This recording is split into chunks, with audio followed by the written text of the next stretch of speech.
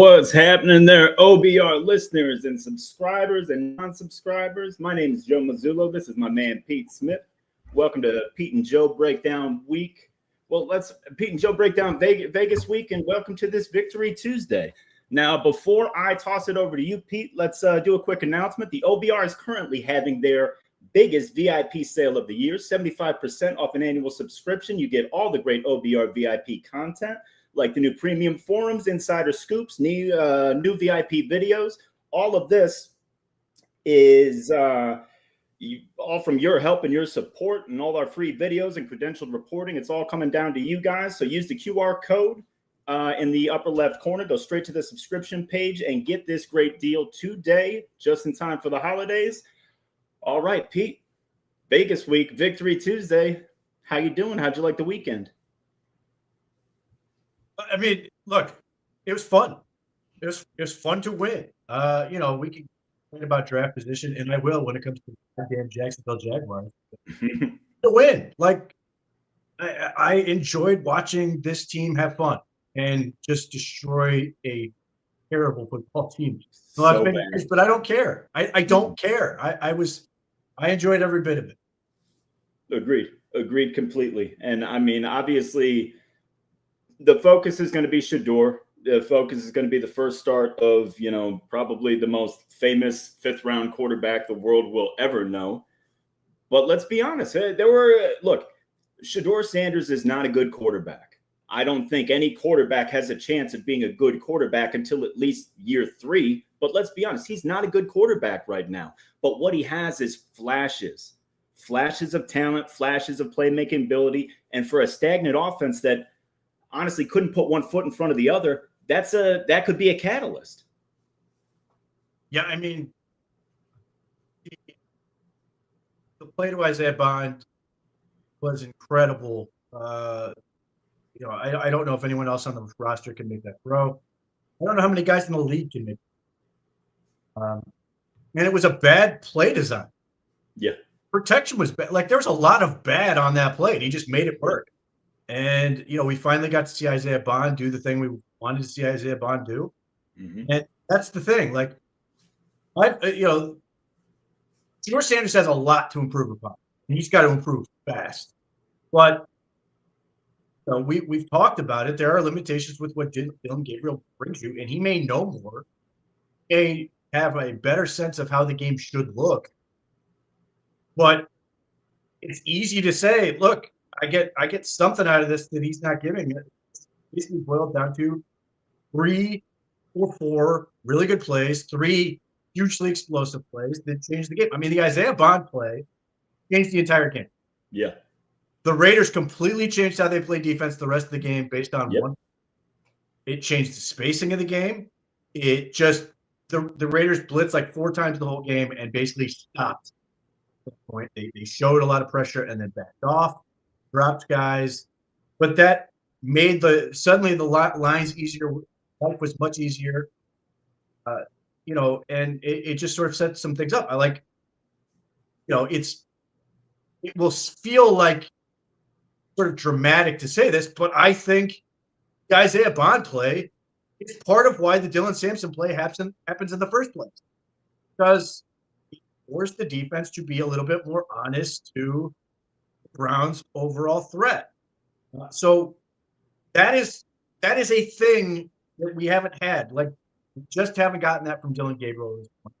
So, like, I cannot state just how far he still has to go as a quarterback, but I don't care. Yeah. Like, I'm hoping he can make a big improvement, because he's going to need it against the 49ers, who statistically don't have a great defense. But Robert Saleh is no fool. Yeah. I'm going to look at this tape and see exactly what they need to do to sort of cause problems for Shedeur Sanders, and Shedeur Sanders have to have better answers than he had for some of what he got against the Raiders. Yeah, agreed. But this is the whole journey of a rookie quarterback. There's going to be things every single week for the first part of his career that he sees new things, that he gets fooled, that he gets a pre-diagnosed read pre-snap, but then they mix things up, like the interception. You know, the interception, he thought the end was going to drop out to the flat, but he dropped back and, you know, cut off the Judy pass. It's little things like that, you know, but that was the crux of my issue with Gabriel, is that I don't mind rookie mistakes. I don't mind a youthful player progressing while making mistakes, but it can't come at the cost of any production whatsoever. You need to give some on the other side too. You need to make plays. You need to show why you're there. You can't just be, you know, holding your hand because, oh, well, he's young. You know, and that's exactly what Shedeur did. He showed in many cases that he is, in fact, not quite ready for the spotlight. He's not quite ready to run an offense at a high level at the NFL level. He's not, and that's okay. But the talent is apparent. And that's all I'm looking for, is the ability to get better, the mentality to do it, and the ability to make plays if they break down. And he showed it all on Sunday. It was nice to see. Yeah, my main criticism with Dylan Gabriel is I did not see much fight. I never took swings. Bruce Sanders got swing. Yeah, hit him, just swing. And he landed a couple of them in this game, which is all that they needed. The defense was so dominant, controlled the game almost from the word go. Once they hit 14-0, it was over. Yeah. The score was technically in doubt, and there were some moments where it got like slightly tense, I guess. But it was over. At 14-0, the game was over. And that's fine. And we talked about it. Getting sure a soft landing was what we wanted. Having watched this, could not have asked for a softer landing than the Las Vegas Raiders. Unbelievably soft. I watched the game. I know Max Crosby's on that defense. I don't know a single other person on that defense. They are awful. Yeah. And I don't know, you know, other than Max Crosby, I don't know if a single other players can be on that defense next year. I don't know what about that team is going to be there next year. I really don't. Like it's coming apart at the seams. I mean, you spend $6 million to bring Chip Kelly from Ohio State, and then you give him 11 games with those injuries and that line. And I don't know, man. That is a dumpster fire that I was very happy to see on our schedule for this particular week. You are absolutely correct. That's a soft landing times 10. It's weird because, like, look, we talked about this the whole year in terms of the schedule. The first 6 weeks were awful. Now they've got this spot where all of a sudden you sit there and go, man, they don't blow the Bengals game. They don't, you know, gag the Vikings game. They don't lose the freaking Jets. Yep. All of a sudden you sit here and go, the Titans are awful. They're going to be here in 2 weeks. Like, that's another, you know, Jordan might struggle. Looks awful against the San Francisco 49ers. I'm frankly baking that in. And he could also go out and look really good against the Titans. Look like he's progressing against the Tennessee Titans. And then, like, the Bengals aren't good. You know, their defense is horrific. Mm-hmm. You know, there's more opportunities there, and you're going to sit there and you're going to look and you go, man, if the Browns had this, that, and the other thing, this would be a hell of a lot more interesting. As it is, they are what they are with 3-8. But if you look at this game, non the Shedeur element, even if you just ignore the defense for Mason Graham and Carson Swift, you got Gage Larvin sets the game up with punt return. Excellent punt return. Rookie, undrafted rookie. Mm-hmm. Isaiah Bond, undrafted rookie, sets up the big play, which gives them basically a touchdown from like the 2-yard line. To another rookie. Quinshon Judkins, rookie, scores 2 touchdowns. Harold Fannin continues to be Harold Fannin, who's a rookie. And then at the end, you get, you know, the 66-yard touchdown, and he had a 26-yard run as well. Yep. Dylan Sampson finally got some space and made the most of it. And so if you are organization and you are trying to sit here and go showcase a look at why the Browns went the path they did. This is the game you sit there and go, this is what we're trying to get to. Trying to get a whole lot of rookie development. Maybe they're not all good. Even as I say all this, I think Isaiah Bond is basically maxed out as a wide receiver. He can be great at it. If he gives you one of those every other game, that's it. That's all you need. Yeah. If Gage Larvin can lock down wide receiver 6 and return punts, done. Yep. If Dylan Sampson, you know, I think Dylan Sampson could be a bigger factor in the offense. Again, I just think spacing. I just think this offense, he and Harold Fannin are the two guys I sort of look at and go, the better the offense gets, the better they will get. Yeah, Because just our guys are 200%. just going to eat up the space that everything else creates around them. And the same similar with Quinshon Judkins, where I sit here and jump every weekend. Imagine what this guy's gonna be like if they have real blocking. Mhm. Imagine if they have guys that are actually consistently winning the line of scrimmage, how much this kid's gonna. And then obviously the quarterback situation, we'll see. I mean, like obviously it's one start. I'm not going to sit here and jump off, the whole, is sure the answer. But I'm here for letting him see if he can do something. Yeah. And just looking at that schedule and looking ahead, if the Browns are potentially win themselves out of position, which I think is to take the quarterback, my probably not hot take at all is I would take the guy the Browns just played in a heartbeat. Problem is that Oh, you're I talking think the Geno, Raiders. if they cut Yes, Geno. I Yeah. would absolutely take Geno Smith in a heartbeat on this football team if they can address the other issues. Yeah. I think the Raiders are too poor to let it eat the guaranteed money involved. But like, 30 or 44 for like almost 300 yards. Pete, he throws a All the way beautiful to ball, sacks. man. Geno can absolutely play. He can I don't know absolutely play, dude. how is he alive? He Yeah. got absolutely beaten up, 20 quarterback hits, and he's still getting up and fighting. And there were Yeah. plays that were there that he had. And yes, he's just really, really good. I feel awful for him because he's in that situation. But like, that was my sort of thought about this. It's like between winning and like all the other stuff. If there's a weird world where the Browns like play themselves out of position, they go, look, we're screwed. We're not going to be in a position to get Ty Simpson and those. And I'm certainly not suggesting that it's guaranteed. But just thinking out loud and being like, if this is the situation they find themselves and they go, we're just gonna go this other route. And the Raiders are like, screw it. We're not dealing with Pete Carroll anymore. We just got rid of all of his coordinators and all this other stuff. We're going in a different direction. We want to go younger and all this stuff. It was like, I don't want to bother with this. Yeah. There's a world where they're sitting there and go, we're willing to eat the money and trade him. Like, if he has a team, like I think you get Seattle version of him back immediately. And Yep. not only that, if you are somebody who like really likes Shador and the potential of what Shador can be, Smith is like the perfect guy for him because he is a former quarterback who was drafted second round, was predicted to be highly picked. So we were talking about him in the first round for the Browns at that point. Oh yeah. Yep. And then obviously struggles in his first stop, has a very journeyman-like career before he ultimately finds a ton of success. Yeah, well, and don't forget, Pete, in his whole pre-draft process too, he was one that had the attitude, that had the arrogance about him, that rubbed a lot of teams the wrong way, was on his cell phone during meetings, stuff like that. So it's like, you're right. There's some similarities to draw from. So, and has a relationship with Shador Sanders. No, Shador Sanders has a relationship with Shador Sanders. So look, I'm throwing out what is almost certainly an unrealistic scenario, but like, I could easily talk myself into the scenario where the Browns say, we're going to fix up everything around.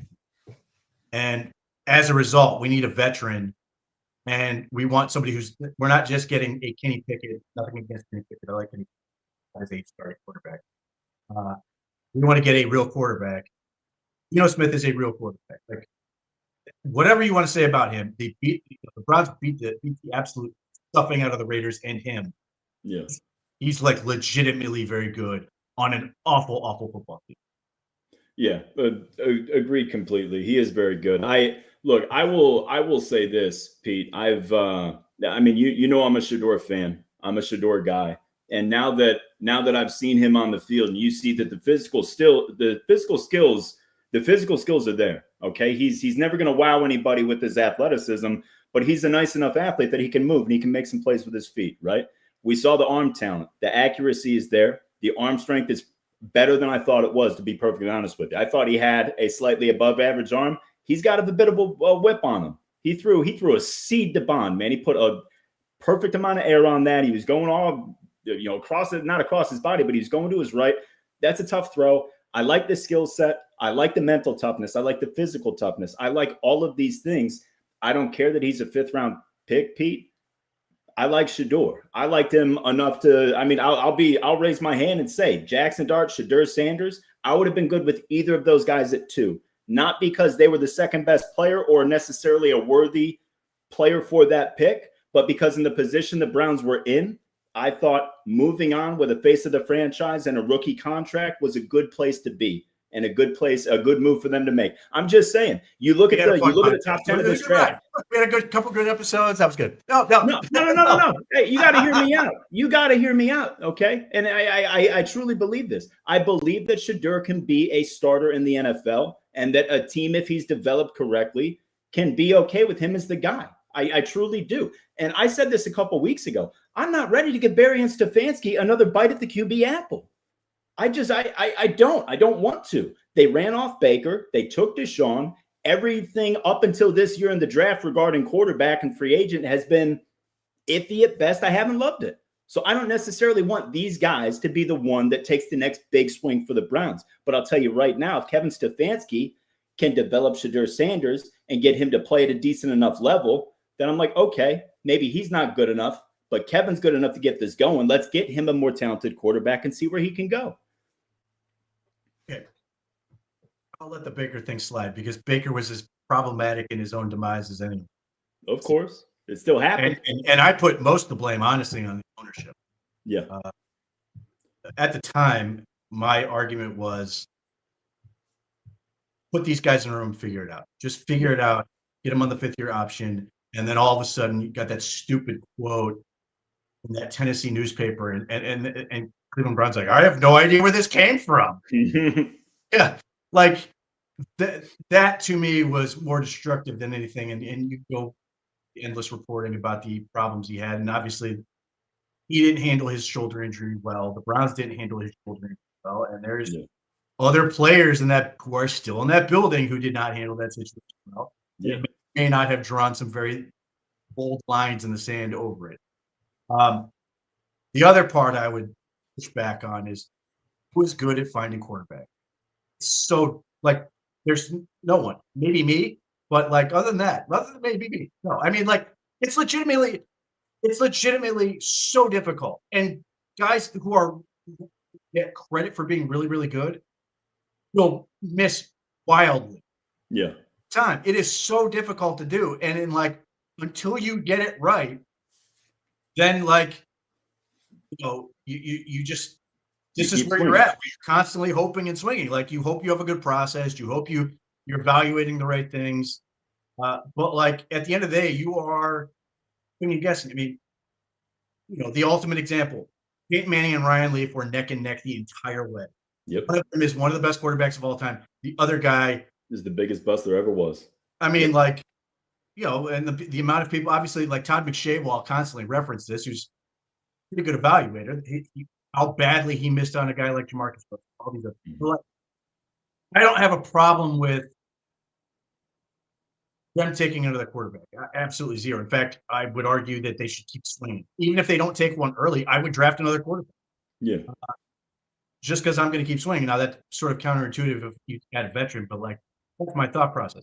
Having said that, from the George Sanders element, the biggest thing I want to see from him moving forward is I want to see less evacuating, more plan as far as his feet go.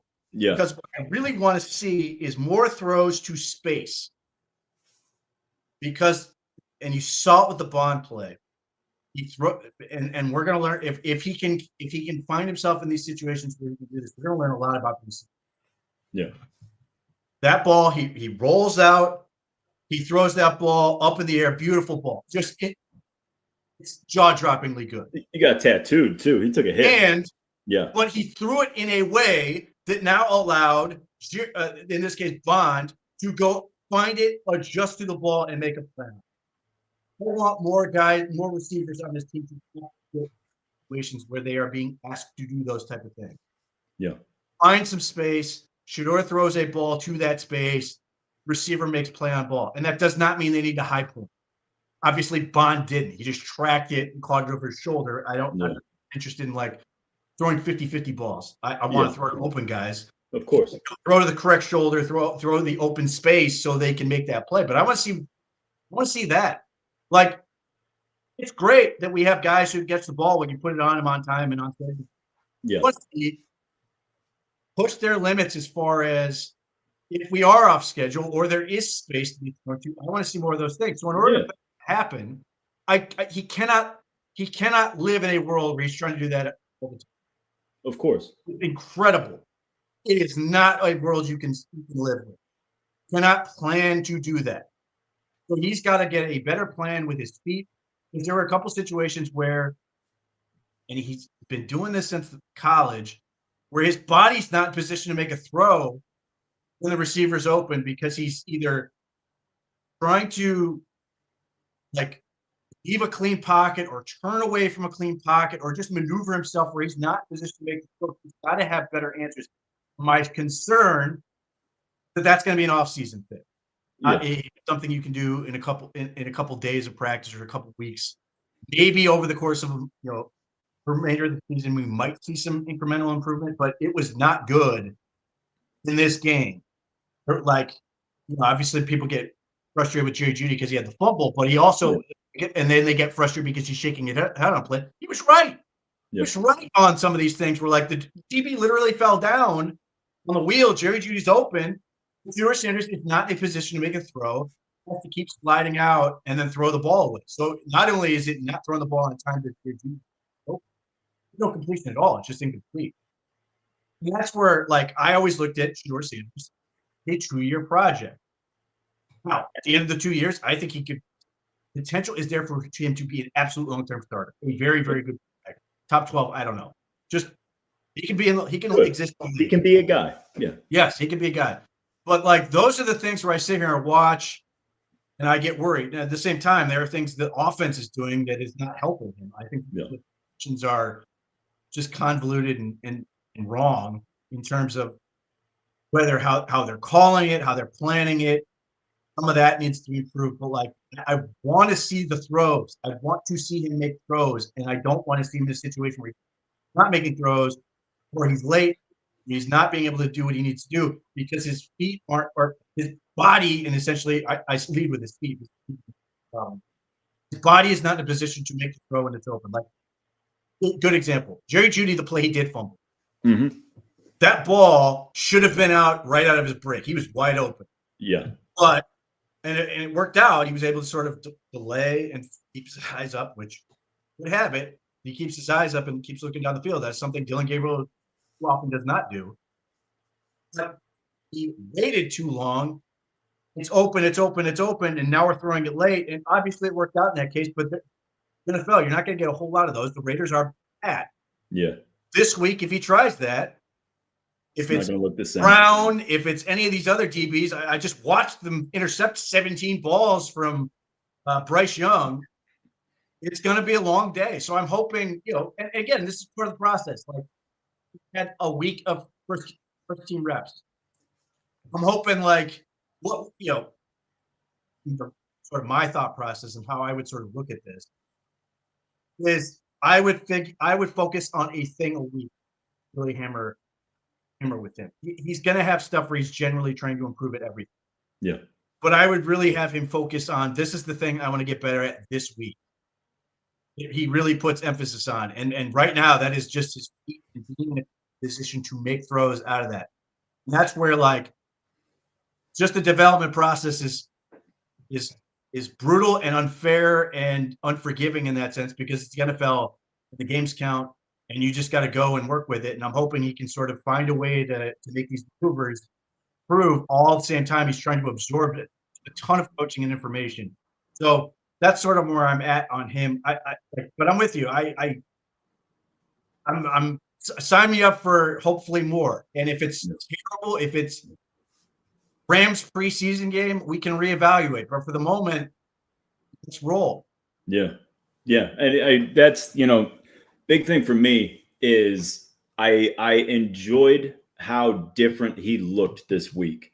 And whether it's just a comfortability thing, whether it's the week of reps, whether it's not getting thrown at halftime, I want to see improvement, right? That's all we want to see from a young player. Just get better week to week. Let me see tangible evidence that, okay, you learned from this, you learned from that. There was a third down conversion. It was just a little dump. It was like a little 5-yard dump over the line to Fannin. But I thought that was a play that was an excellent example of how far he's come in just a week. To have the patience, to not bail on the pocket, to not turn his back and try to run out of there and try to make a play. Just patiently waited till the defense dropped a little bit and then just dropped off a catchable ball. It's little things like that, man. Just take the easy ones and the hard ones will come eventually. I absolutely agree. And one of the things we talked about last week was and I thought this would happen. I said at the time with the Ravens game, we're going to get the absolute worst of everything thrown in there trying to survive. So you can get everything absolute worst it is. He's going to fall to the absolute basest level of training he has, which unfortunately is backwards, the ball, do those type of things. Now, I agree with you. There was only one time I saw him turn his back to the defense, which just was maddening to watch in live action, which is when Jack Conklin got called down. And ultimately resulted in a throwaway, so it was no harm, no foul. But he literally slowly turned around behind Max Crosby. To your point, did not do the thing he had been doing. Did not have a whole lot of situations where he drifted backwards. Instead, his solution, not a great solution, but certainly better than what he was doing, was to start sliding laterally. A lot of that was slide to your throwing hand. That is a lot of quarterbacks do it. I will be not surprised when the 49ers make sure he can't do that. Yeah. The best they can. They're going to try to take that away as much as they possibly can, because of course you would. The other part, one of the other things I want to see Shore do, he's got to figure this out. He cannot run around holding the ball with one hand. He's going to have that ball knocked out at some point. Yeah. His default is he immediately sticks that hand out and just holds it with one hand and then tries to run it. He's been doing it forever, but you watch him doing the game, you say, oh my God. Yep. He has to hit it. He just loses his grip slightly and the ball is out. Yep. So I agree. So in that sense, 3 days of first team reps, saw an incremental improvement. So that's where I'm sitting here and going, I hope they can find a thing that he can get better at each and every week.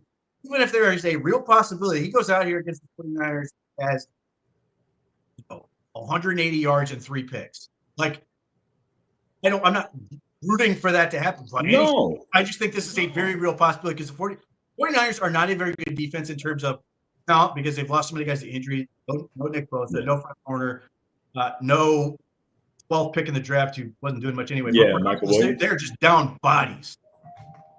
Having said that, Robert Saleh is really good. Yes, you watch that defense against Carolina and you're like, I don't know who any of these guys are, but they are on Carolina's game really well. So that's where I worry this could be a setback, and then we're going to be hopefully seeing incremental improvements within bad football plays, because I think that's just inevitable with where he's at. And it's not limited to him. The line sucks. I should say at best is average. Yeah. Don't have enough reliability with receivers. But the other part I wanted to make the point of with receiver thing, throwing guys to space, I want to see guys playing to the whistle as receivers. When Dylan Gabriel, you could get in the habit of knowing the ball's not coming. Yep. Fortunately, and guys could throttle down and be like, "Ball ain't coming my way." Yep. And the one happened twice on Sunday. Happened twice on Sunday, Pete. And the one where Cedric Tillman did throttle down, he shouldn't have, but that ball had no business going there either. It's in the safety for sure. Either way. Yeah. Nothing else. You better that better have been the wake-up call. Jerry Jeudy did it, and Cedric Tillman did it. Yep. If that continues to be a problem, then you've got a problem. And for the most part, I look at run blocking from receivers as a good indication of buy-in and effort. Block. Yeah. We're talking, if Shedeur Sanders is a starter 3 games from now, we're still talking about this. Let's have a legit problem. Yeah. No. That's another reason I want him to throw these balls down the field and throw to space, because I want these guys to go and get it. And I think part of the reason they got lulled into this thing of going, we're going to get the ball. So why bother? Yeah. I'm hoping this should have been the end of that. The ball is coming, or you at least have to be ready for the possibility that's coming. You got to play through the whistle. And what I liked about those throws, Pete, because like I'm with you, you don't necessarily want those throws to happen. You know, they were almost kind of like dead plays, but Shedeur put it in a part of the field where it was like his guy or nobody. It was right on the edge of the sideline. It was still well enough within play. It wasn't a throwaway. It was a legitimate shot.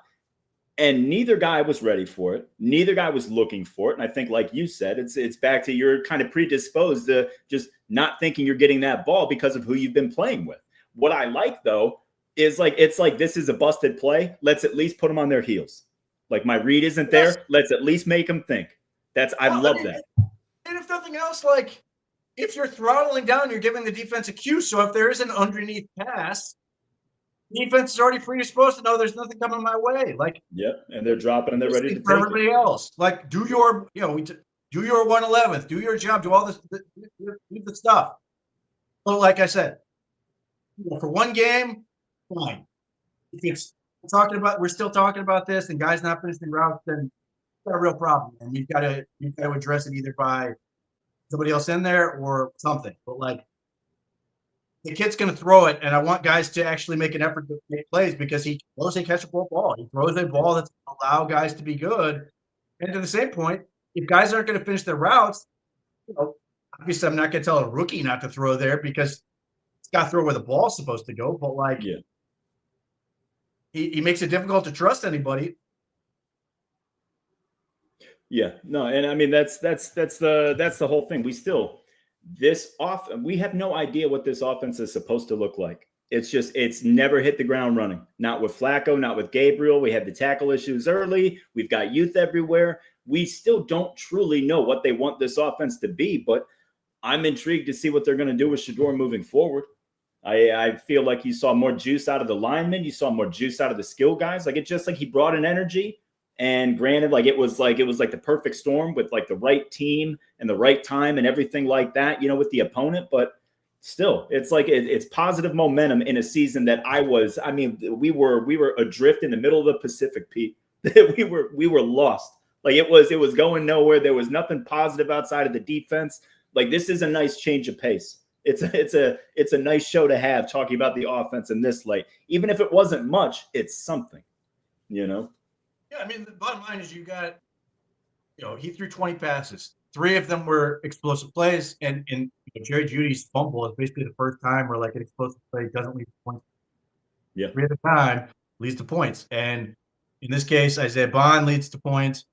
The Dylan Sampson thing is points, and it's an offense, and like, you could sit there and go, "Oh, that's an easy play." Well, look, 2 weeks ago, Browns had Malachi Corley set up.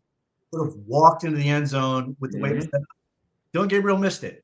Shedeur didn't. And like, that's where we're at right now. The guy who's hitting it should probably be in there as opposed to the guy who's not. And like, that's not a good place to be as a football team, but like, it is what it is. So put him in. And again, I think the Isaiah Bond play enabled 66-yard touchdown pass to Dylan Sampson. And I'm hoping that, like, again, by having a quarterback who's willing to take some of these shots, that's going to create more ability and space, get some of these guys going. But you like whether it was Fannin catching that little simple dump off and then wheeling his way for first down again, or some of these other plays, like I'm fine with that. Like the first third down, he completes the pass short of the sticks.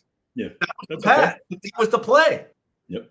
Job and move on to the next one. Yeah, it ends up with a punt. Who cares? Like I want him to execute what he's supposed to execute, but I'm hoping obviously that between his gaining experience and confidence, all these other things, they can start growing him in the offense at the same time. Because right now, the offense was pretty basic, and that's got to improve quickly. So hopefully he's, I don't doubt his effort. I don't doubt his work, but that's the part where I get worried relative to a team like the 49ers and sit here and go, well, if they are stuck in this mode, it's going to be a long afternoon because they just can't do enough yet.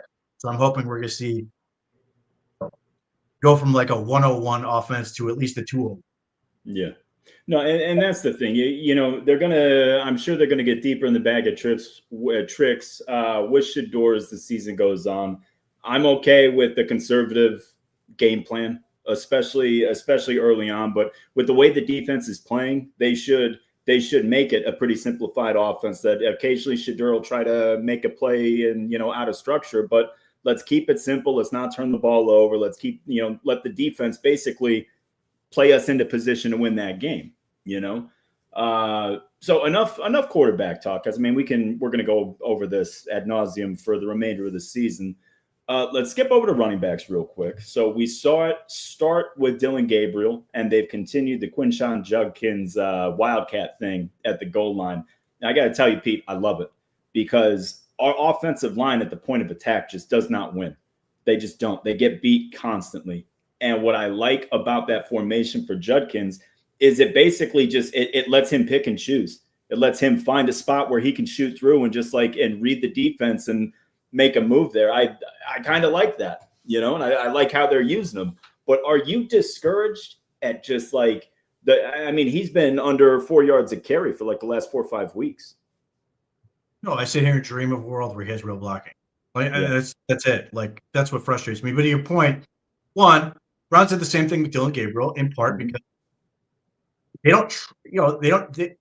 wanted to take as much off of Shador's plate as possible. This was an easy Shador Sanders with Tevin Jenkins, who's a guard. And then the other part about this is by incorporating the jet action, and you can see it on the one from the 11-yard line or whatever it is. Yeah. There's 3 defenders that have to at least be honest to it before they try to cut back and get back to Judkins to try to make a tackle.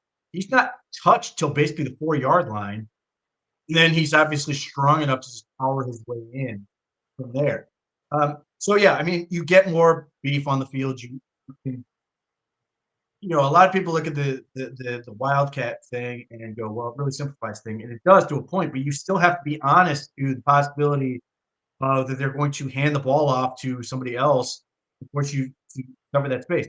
Whether that is a guy like Harold Fannin, who's obviously really difficult to bring down, a guy like Malachi Corley, who's not easy, a guy like Isaiah Bond, who's just really fast. You can't just assume that you can have one defender cover that and win. So by doing that, you obviously you get an extra number. Instead of being 10 on 11, you're immediately 11 on 11. And by doing that, just having one guy go in motion, you're probably getting 2 defenders out of the way. So your numbers just increase over and over again. And to what your point is, it does allow Judkins to pick his hole. He gets to just see where it is and go. And to the Browns' credit, they at least provide effort as much as they can. You get Brendan Bates driving dudes in, or Whiteheart driving dudes in the end zone to play scratch and claw. And if that's what it takes, that's what this team is right now. So I'm fine with it. Obviously I want to get to a point where they can do some play action stuff and throw the ball with Shador Sanders. We saw, the one thing Dylan Gabriel did really well is he had a couple of really nice plays in the red zone to throw touchdowns. Soft toss to Harold Finn and some of those other things. Obviously I want to get Sanders to a point where he can do some of the stuff because he's legitimately been a pretty good red zone quarterback. And while he's a pretty awful athlete for the most part, he is pretty good. It's just in comparison to his dad. He is pretty good. His mom's speed. That's it. Pretty good inside the 5-yard line he's pretty good when you get him close to the goal line to just be able to look down and go.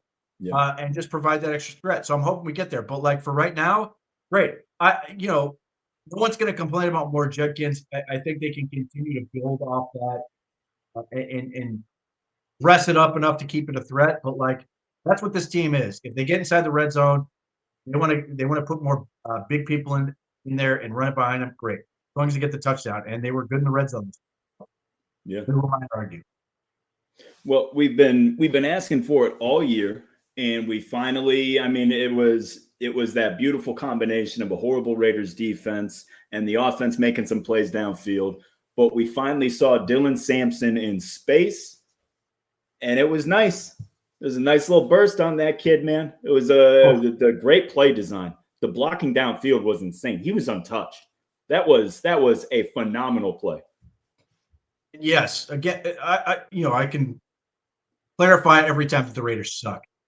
But like when you talk about, like, when people want to talk about, well, the players aren't trying and all this stuff, watch them block.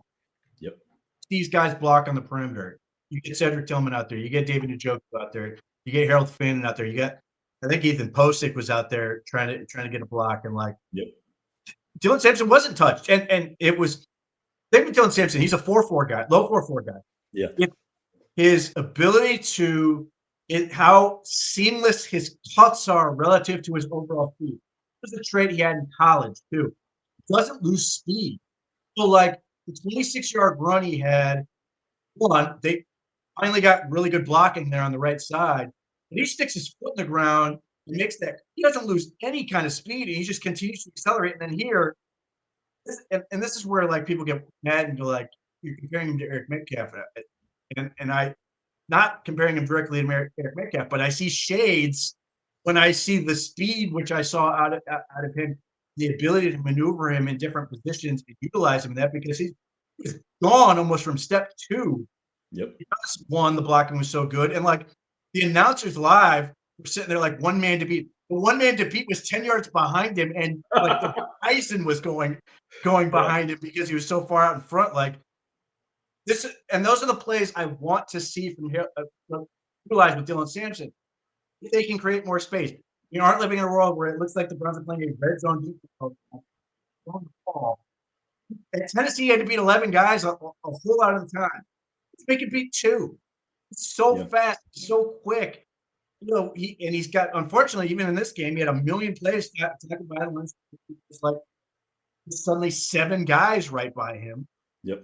If you can give him space, he is terrifying to be the 5th option on offense if they can get everything right, which is like, for what this offense has been, it's been abysmal. But like you can see that Raiders are bad, but this game functioned as a vision of what is possible if they get better. Obviously the offensive line and their quarterback play, whether that's on the roster or not, that there are pieces in place that can be very good to address these other things.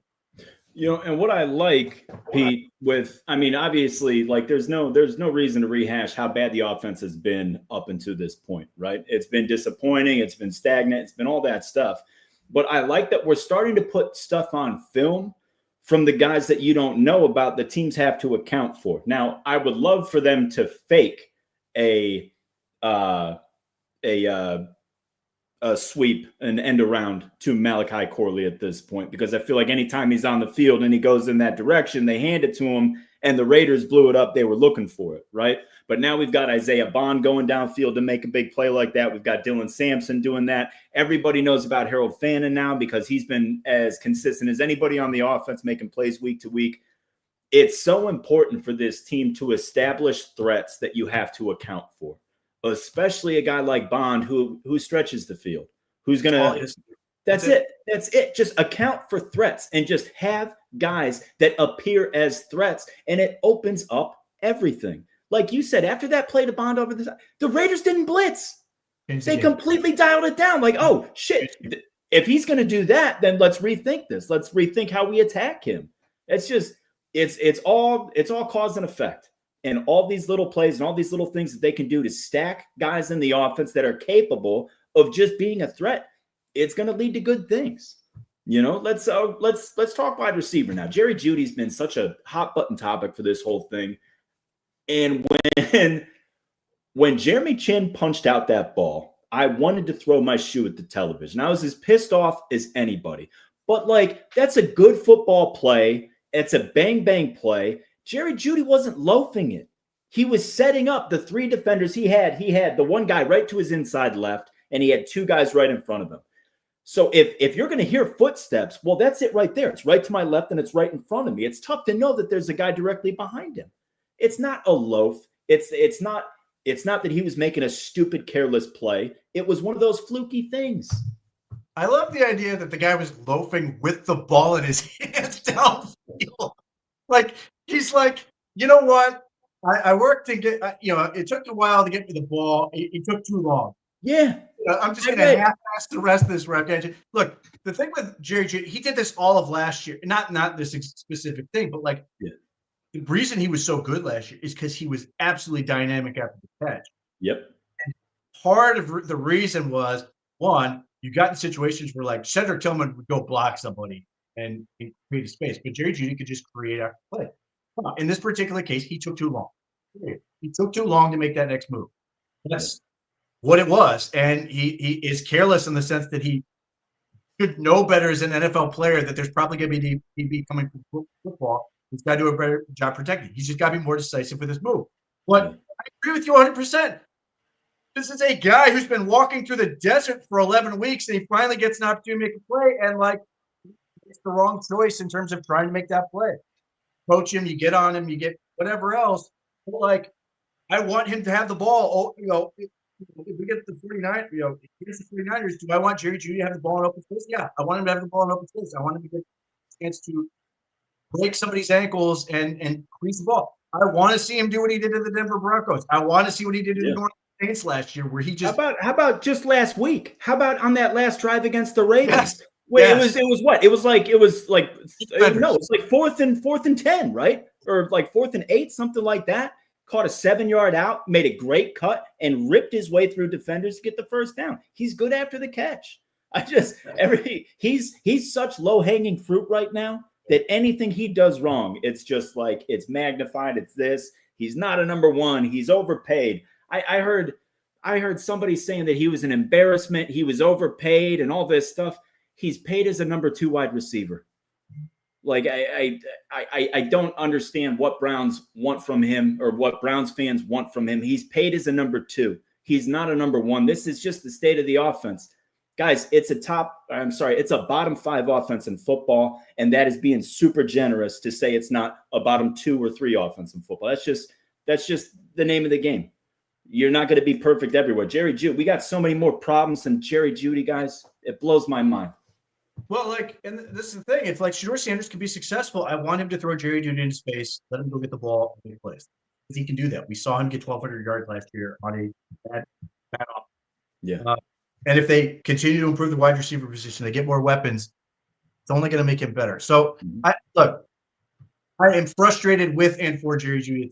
I'm frustrated that he does not want to be a leader. He wants to do the right things. He wants to be this, that, and the other. He's not consistent as a human being, unfortunately.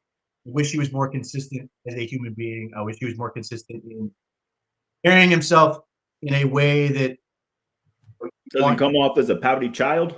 Yes, I would rather he not do that. I would rather he act like a grown-ass man. But like at the same time, like we also are, we are a poverty offense, and we're trying to like get the hell out of the one guy who would play on a whole lot of other offense. Yeah. And that's always been my contention with wide receivers, right? Because wide receivers are always the divas. Wide receivers are always the guy that look at AJ Brown in Philly, like they're fresh off a Super Bowl, and he's pissed that his numbers aren't what it's supposed to be. It's like little things like that, right? But I feel like wide receiver is the one position that it doesn't matter what you do. You can dog your corner across from you all game long. You can route him up left and right and be wide open left and right. But if the box score says no catches because your quarterback sucks, you suck by comparison. Like that's just, you get lumped in, you're garbage, you're this, you're that. It's tough. Wide receivers have it tough. When he fumbled, the immediate thing that went through my head was that the most Jameson Williams-ass play possibly make, because that's always what I think of. Jameson Williams for the Lions is like the Joker with the ball in his hands. You just never know what's going to happen. He could go 100 yards, or he could decide to go take an intentional safety just to do it. Like he's that wild of a player, and it was just like that was the most Jameson Williams-ass play he could make. So yeah, the Browns have a million other problems bigger than Jerry Jeudy. And had they lost the game, that would have been obviously a huge. That's all we would hear. That'd been it. So that's the benefit of winning, is you get to coach up mistakes and figure it out. Whereas if you lose, then you get everybody over. So, I'm hoping he gets more opportunities. I'm hoping he goes off against the 49ers. I hope that's okay. I hope he has 150 yards. Like I want, because the thing is, like, the other part about this is like, there are people who are like, well, see, last year as if it didn't happen. He's incapable of being that player anymore, and like that was a one thing. It's not like he was in a contract year and then fighting for the contract. He had already gotten it, so it's not like he was like going to coast. Like, that's the worry I have with George Pickens. Is George Pickens getting a $150 million contract and then continue to lose his mind? Yeah. You want to talk about the Joker? That's the Joker, Pete. Well, George Pickens is the Joker. That's so true too. How about as far as Judy's concerned? Let's go over his whole career, right? Because he goes to Denver. Denver has been a train wreck at quarterback up until they get rid of Judy. Then still there's plenty of Bo Nix detractors, right? But he's at least kind of solidified that position moving forward. There's obviously room for improvement, but either way, Jerry Jeudy never played with anybody good in Denver. I don't consider Denver Russell Wilson a good football player. Okay. I think wrong on that one. What's that? I was dead wrong on that one. I thought I thought Russell Wilson in Denver was going to crush it. Two, I wanted I was of all the options that were out there, like Russell Wilson, like Russ, the Browns, of the Aaron Rodgers, Deshaun Watson, all those. That became the in vogue thing, was trade $1 million picks for at that point was a clear Hall of Fame quarterback, and frankly should still be a Hall of Fame quarterback. Yeah. But like I could not have been more wrong for how bad he was for the Broncos. Yeah, but either way, going back to the Judy stuff though, Judy never had a consistent quarterback. He just never did. And then his first year in Cleveland, he gets Watson and PJ Walker for the first however many games, and he's the same exact guy. He looks disinterested. He looks aloof. He looks like he's loafy. He's just like it's all the Jerry Jeudy things, inconsistent catching the ball, all that stuff. And let's be honest, Jameis Winston, look at how is he not a starting quarterback? Honestly. And I know he's goofy, right? And I know that you want your quarterback to be the CEO of the team and everything like that. And Jameis is such a character, and he's almost like a preacher the way he talks, and just like all these little things, right? But how is it that this guy walked onto a Browns offense last year that couldn't hit water if it fell out of a boat, and he turns Jerry Jeudy into a top 10 receiver? David Njoku goes off. Cedric Tillman has the best games of his career. And now with the Giants, he's making Wan'Dale Robinson look like a stud. He's throwing for 300 yards. He's just spreading the ball around. There are so many worse players getting opportunities over Jameis Winston. It blows my mind. Winston is playing in the wrong decade. Yeah. In the 70s, 80s, or 90s, yeah, would be a 15-year starter. Because that was what everybody did, was just rear back and chuck it. Like he's an old school dude. The issue with Jameis Winston always run into is he will do his own thing. He will ignore what he's told to do and just lose his mind seemingly and try to make plays. And like you actually have heard him talk about like saying, I don't know why the turnovers keep happening. I'm trying to not have them happen, and they just keep happening. Like he asked to be delivered. It's like a spiritual crisis for him when it comes to like some of the stuff he does. And Sunday was no different. Like he was phenomenal in a lot of ways, and then ultimately he does what he does, and like but Pete, what are we talking about though? We're talking about Jameis Winston making his second start for the Giants. He's only been there this year, and he took the Lions to the wire. Oh, Jared Goff went up to him at the end of the game, was like, dude, like, I'm so impressed with you. What the hell? Like, he's a dude, man. My whole thing was like, I said this last year. I would have signed up for another Jameis because he's fun. Yeah. Like, if nothing else, receivers can get the ball and whatever, and maybe you lose because he's going to end up throwing 4 picks. Especially with this defense, sign me up for that. Are you kidding me? But compared to the alternative, yeah. I mean, look, the other issue Jameis Winston runs into is he's just very hot and cold. Yeah. Very emotional in the locker room, and when he's right and he's into it, he's great. And then there are times where he just it takes him to a very bad place. I mean, like he's an angrier person, he like shuts down, that type of emotional thing. And that like at that position, it's really difficult to live in that world. You need him to be more consistent. Now, having said that, I don't disagree with that. The idea he should be starting somewhere. It's just who that team should be. Like I said, I tried to make the case it should have been the Browns again. But regardless, it's weird. It's weird that he's not a starter somewhere every year for now. There's always a team that can be better for it. And maybe work into the weird reverse incentives too. That playing with Jameis Winston is better in terms of being a mediocre football team, but that maybe teams just don't want to be a mediocre Yeah. football. They don't want to be in that quarterback purgatory that a player like Jameis can put him in. Never good enough to put him over the top, but never bad enough to get him a franchise guy. I mean, let's look at the New York Giants situation. The Giants started Russell Wilson. It's not like they had Jameis Winston be the guy before. Oh yeah, They started. That's the crux of my issue, Pete. You're telling me you don't want to see Jameis with a healthy Malik Neighbors? That would have been a 3,000-yard season for Neighbors. Or like the Pittsburgh Steelers never considered it either. It's very strict. Because Mike Tomlin seemingly would have been a guy where I thought it would have been I feel like that would have been a perfect fit. But they never entertained it at all. So it's just like there's clearly something that that is putting off teams to a point where you are still subjected to occasional glimpses of fun. Yeah. And similarly, I mean, Joe Flacco's not that far off in that scenario either. Obviously, he's getting some late run, but after he got to the Broncos, people just sort of stopped caring about him in the same way. Now, obviously, he was Winston's much younger than Joe Flacco was by that point in his career, but it's just a weird phenomenon. That style of quarterback, for whatever reason, is seemingly not appealing to this era of football beyond backup, long-term stint type thing. And I don't quite understand it. Yeah.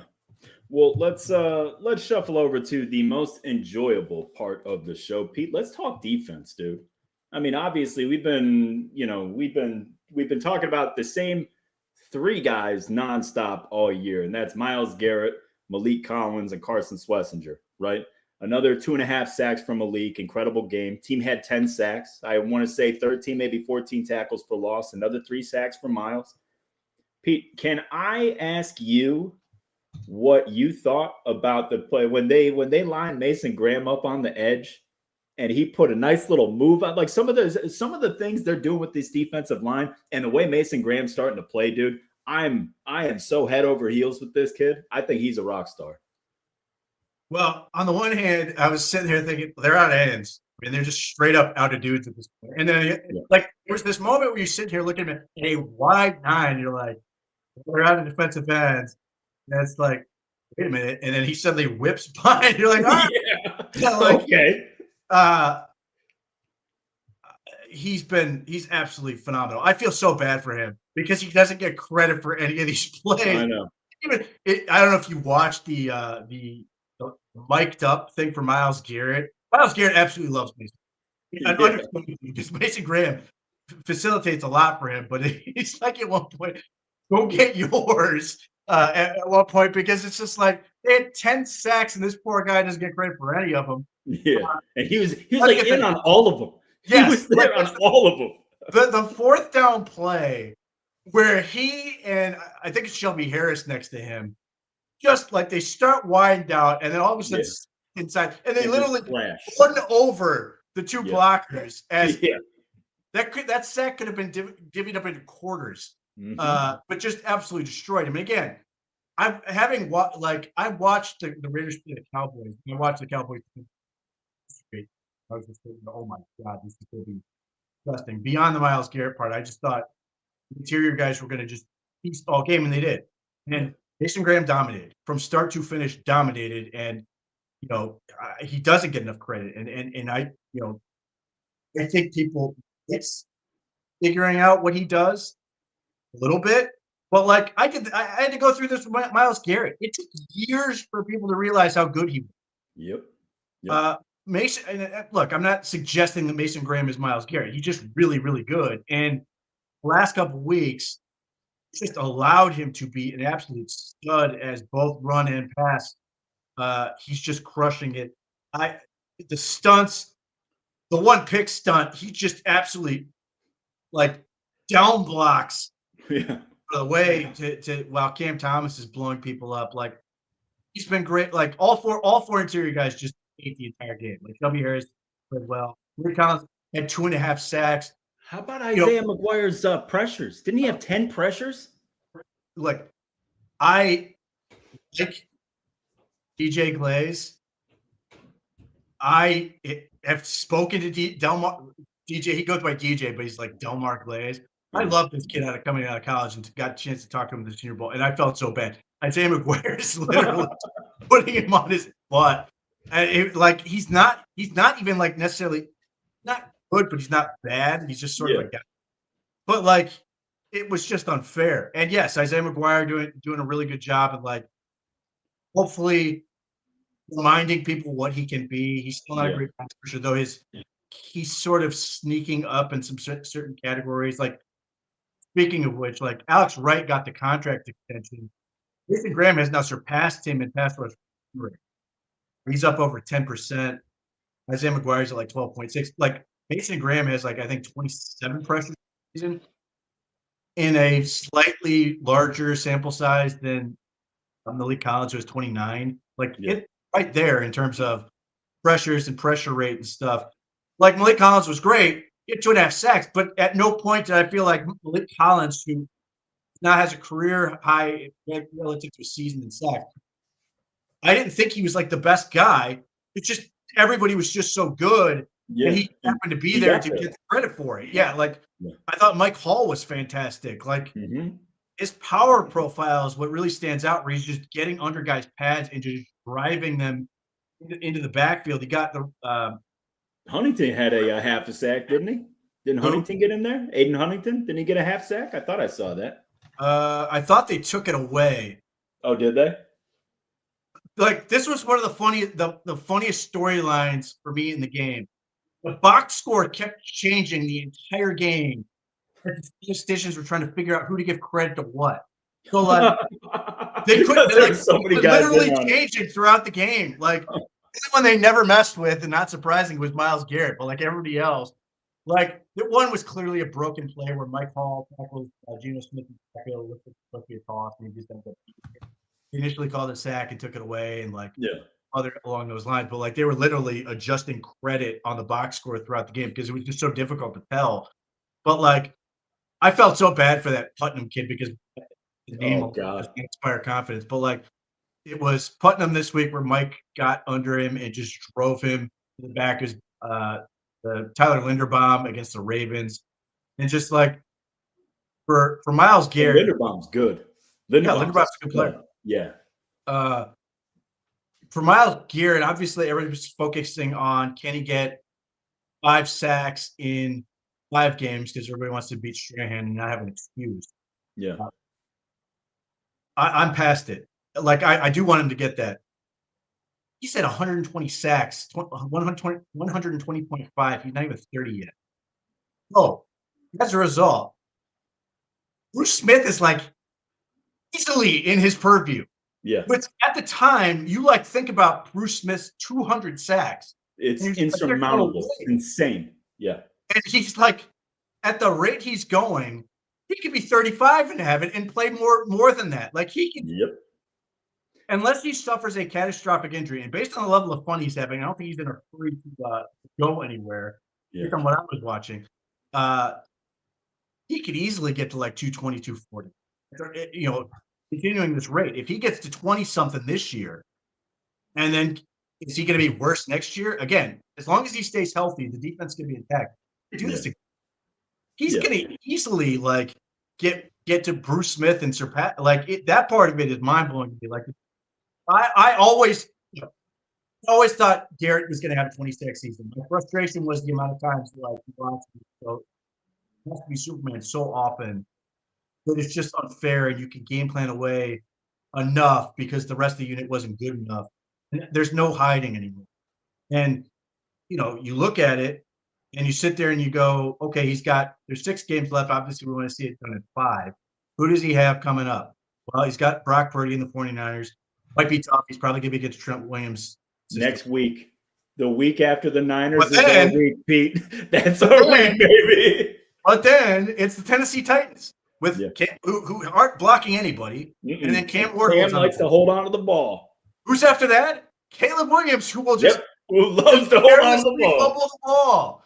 Yep. And then they've got somebody else who's also Buffalo. Then Buffalo. Josh Allen, who's doing uncharacteristically not Josh Allen things with the football in the backfield, is holding on to the ball. And then we'll see about Pittsburgh and Joe Burrow's the last. You're missing the point about Pittsburgh, Pete. We got to keep our fingers crossed about that wrist. Give me Mason Rudolph. That's all we need. That's all we need. That game that result was extremely important to me because I was worried that people were going to try to talk themselves into not extending Aaron Rodgers for another year. Mason came through. But yeah, look, I just something weird could happen and teams just decide we're not basically on the ball to get away from him, but are they willing to concede football games to do that? Are we going to see teams concede to the Browns to avoid giving up sacks, or are the Browns going to be so out of the game these games? I don't know. Like, even this coming week, the 49ers offense, Kyle Shanahan is obviously very, very, very good play caller, very good schemer and all these other things. But, like, last time these two teams got together, 49ers had way more weapons at their disposal. The Browns beat the brakes off them on that side of the ball. Mm-hmm. I don't know if we're going to suddenly see magic here and then, like, they're not going to be able to solve it. Especially, thankfully, Brock Purdy's healthy because I think Mac Jones is outplaying him. If he can, if they can contain him largely the same way, I think he's going to have some opportunities there. I think the Browns have a really good shot to cause a whole lot of problems for the 49ers offense.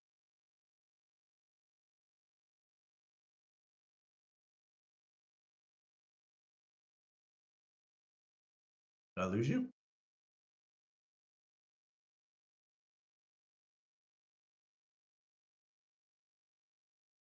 Yo, Die? Is it just me here? Or am I the problem?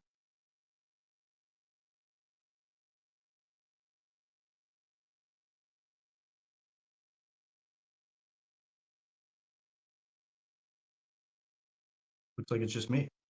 Okay, it's Joe. So I'm not convinced that the Browns aren't going to have a really good game plan for the 49ers to be able to stop them. And the thing is, compared to 2023, the Browns defense is seemingly better. Like they are legitimately better than what they had that year. Obviously, the numbers aren't as insane in terms of efficiency, all that stuff. But like I said that coming into the year, I thought the Browns defense was going to be better than 2023, even if the statistics didn't show it, just from talent and dominance and all these other things. The Tyson Campbell trade just continues to be great for this team. He obviously got cooked on the one play by Trey Tucker, who is a really good receiver, but he also stuck Ashton Genty in the hole. Like, how many corners do you have that can do that? Just the dynamics that he adds to the team from that standpoint, and the physicality just gives them a really nice balance that allows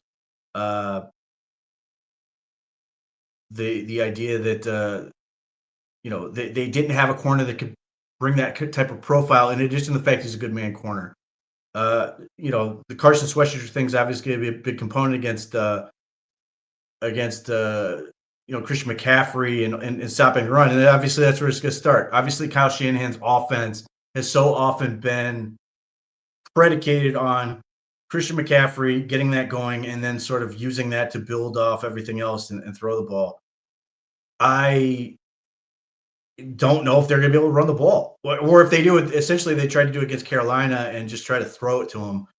I mean, that'll be sort of the question of the Browns. Do they have a good answer for Christian McCaffrey, the receiver? But either way, I think they're going to – I have a feeling they're going to be able to put the game on Brock Purdy. And if that's the case, I like the Browns' chances. I mean, based on how he's playing right now, I think Brock Purdy is worse than Mac Jones. I think Mac Jones would be a better threat for this game than the way I saw, at least Brock Purdy, what I saw against Carolina. So, like, I could see the Browns going off, and that becomes very interesting, close football game, because then they're going to have to throw. Obviously, that's going to give the defensive line, but particularly Garrett, more opportunities to get sacked. You good?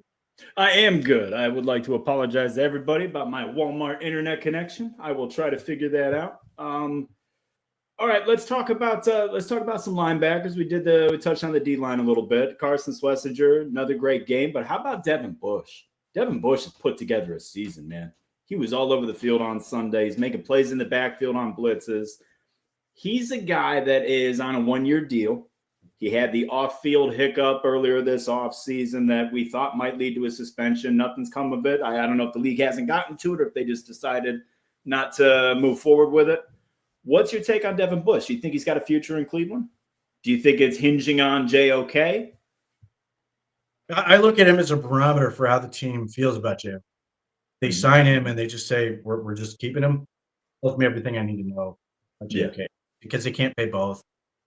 I wouldn't think. To the idea of what Devin Bush did in this game, look, the Raiders were trying to mask their awful offensive line by running an insane amount of play action. Like every pass play the first half, play action. And what that allowed was a situation where if you had a blitz in the right spot, because obviously your play action isn't really, linemen aren't playing backwards. If they're not dropping back to block, they're usually playing, they're selling run.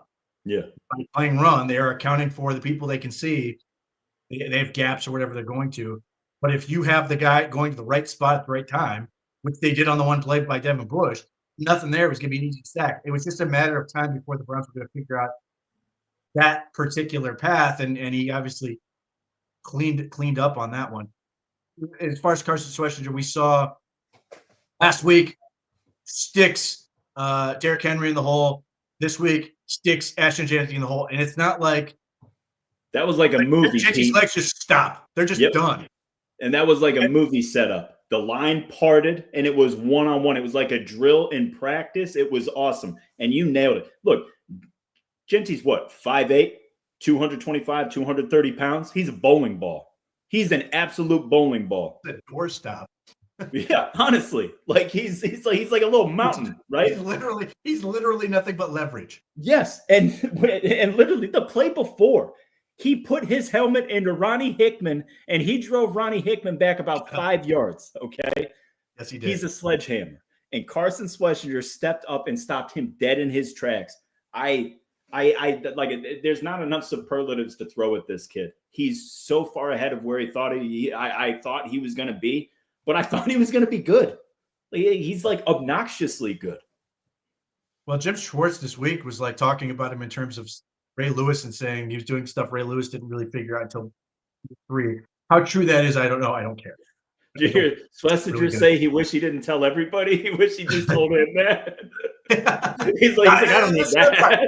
That's the other part. Like, and I've said this since they drafted him. Like, all the guys they drafted were like awesome personality wise, and like the whole Judkins situation was really awful because like great smile and was really charismatic, and like ever since that happened, like he shut that element of himself down. But like the rest of these guys are really likable, clearly have a sense of how to operate on camera and all these other things, and like obviously Shador sort of leads the way with like his natural presence. Yeah. You listen to these guys talk, like Mason Graham is probably the like least naturally interesting one. He's a smart guy. He says some really interesting stuff, but like Carson Schlesinger, Harold Fannin, like Dylan Sampson has a great personality. These guys just pop when you listen to him talk. You know, that's been one more element. But yeah, Carson Schlesinger is just awesome in terms of personality and everything else. And like the other part with the Ashton Jeanty thing is like Tyson Campbell just got stuck in a play where like I don't know how many times I've seen where not only is that tackle not made, but the dude's still running. Yeah. And he just closed that gap and filled. But yeah, like this was a relatively, I don't want to see like uneventful Carson Schlesinger game. It's just like the defensive line was so overwhelming. Yeah. He like ran out of things to do. It was so well covered up. Like they did some blitz stuff. They did some other stuff. Yeah, he's just phenomenal. And that's why I think the matchup between he and CMC this week is going to be massive and like another great opportunity to showcase his value against the 49ers. But yeah, I mean, like I've said it. I think defensive rookie of the year is over. Yeah. That's my rearview mirror at this point. I think rookie Pro Bowl. I think All Pro is just too difficult to do. Though I will just say, whether or not you think he actually deserves it, he looks like a guy who's going to be in that conversation. Yeah. Maybe not here, but he's going to be in the conversation at some point. He just does so much stuff, and I think he's just going to continue to get better and better and better. And I think where he's going to really elevate is becoming more of a presence in the passing game as he gets smarter and just more aware. Yeah. No, agreed. I've been absolutely thrilled with him, and he's started as the season's gone on. He started to make more plays in coverage. He had the interception against Drake May, little things like that. But I'm with you. I think he's a complete player. I think he's just a locked in every down guy that should play every snap for your defense, and like you don't even think twice. And to your point, he does this stuff every week, so there is nothing special to point to that he did this week because he's done it every week. He comes to work every single Sunday. He's productive. He's made plays at the line of scrimmage, behind the line of scrimmage. It's just awesome to see. And the most intriguing thing about this draft class for me, Pete, is like, and it's a long shot, right? It's a long shot that Shador becomes what we would hope for a quarterback to become. But say they get lucky. Say that it just like for whatever reasons he slips through the cracks and you get a starting quarterback in the 5th round of a draft that you had Mason Graham, Quinshot Junkins, just like the whole thing. If you cherry on top that with a 5th round starting quarterback, like that's all-time draft stuff. It really, for the team at least, it's got to be. Yeah, it makes the Louvre robbery looks like child's play. I mean, just Yeah. straight up, you absolutely went into the place and took everything. Like, this quarterback class can be struggle. I really like what Cam Ward is heading, what it's worth. I think Jackson Dart's got talent, though. Again, the health. I don't know. It needs time. He needs, but he's really talented. Yeah. And then after that, I hope the Saints love Tyler Shuck, just for my purposes. Yeah. But like, there aren't a whole lot of guys in this class. You're sitting going, yeah, like I see a whole lot of star potential. Jalen Milroe is going to take a million years. But Shador's got a shot, and if he can get to that point, yeah, it's going to be a heist. And Andrew Berry will owed a deferred Executive of the Year trophy, given everything he did with this. But yeah, I mean, just if like, let's say for the sake of argument, Shador goes out and beats the 49ers, however the hell it has to happen, you're going to get into era of unbridled enthusiasm talk, and people are going to start losing their minds, which will be annoying. But like, I'm also here for it. So Yeah. It'll be fun at the same time. That's annoying. Yep. All right, well let's do our usual whip around the AFC North that we like to do. Ravens over Jets. Closer than I thought it would be. Ravens struggled offensively. I mean, they won. They got the 5th win in a row, right? The running game wasn't good. I feel like Henry and Jackson combined for less than 3 yards a carry. I think Jackson was around 50% passing, only around 150 yards.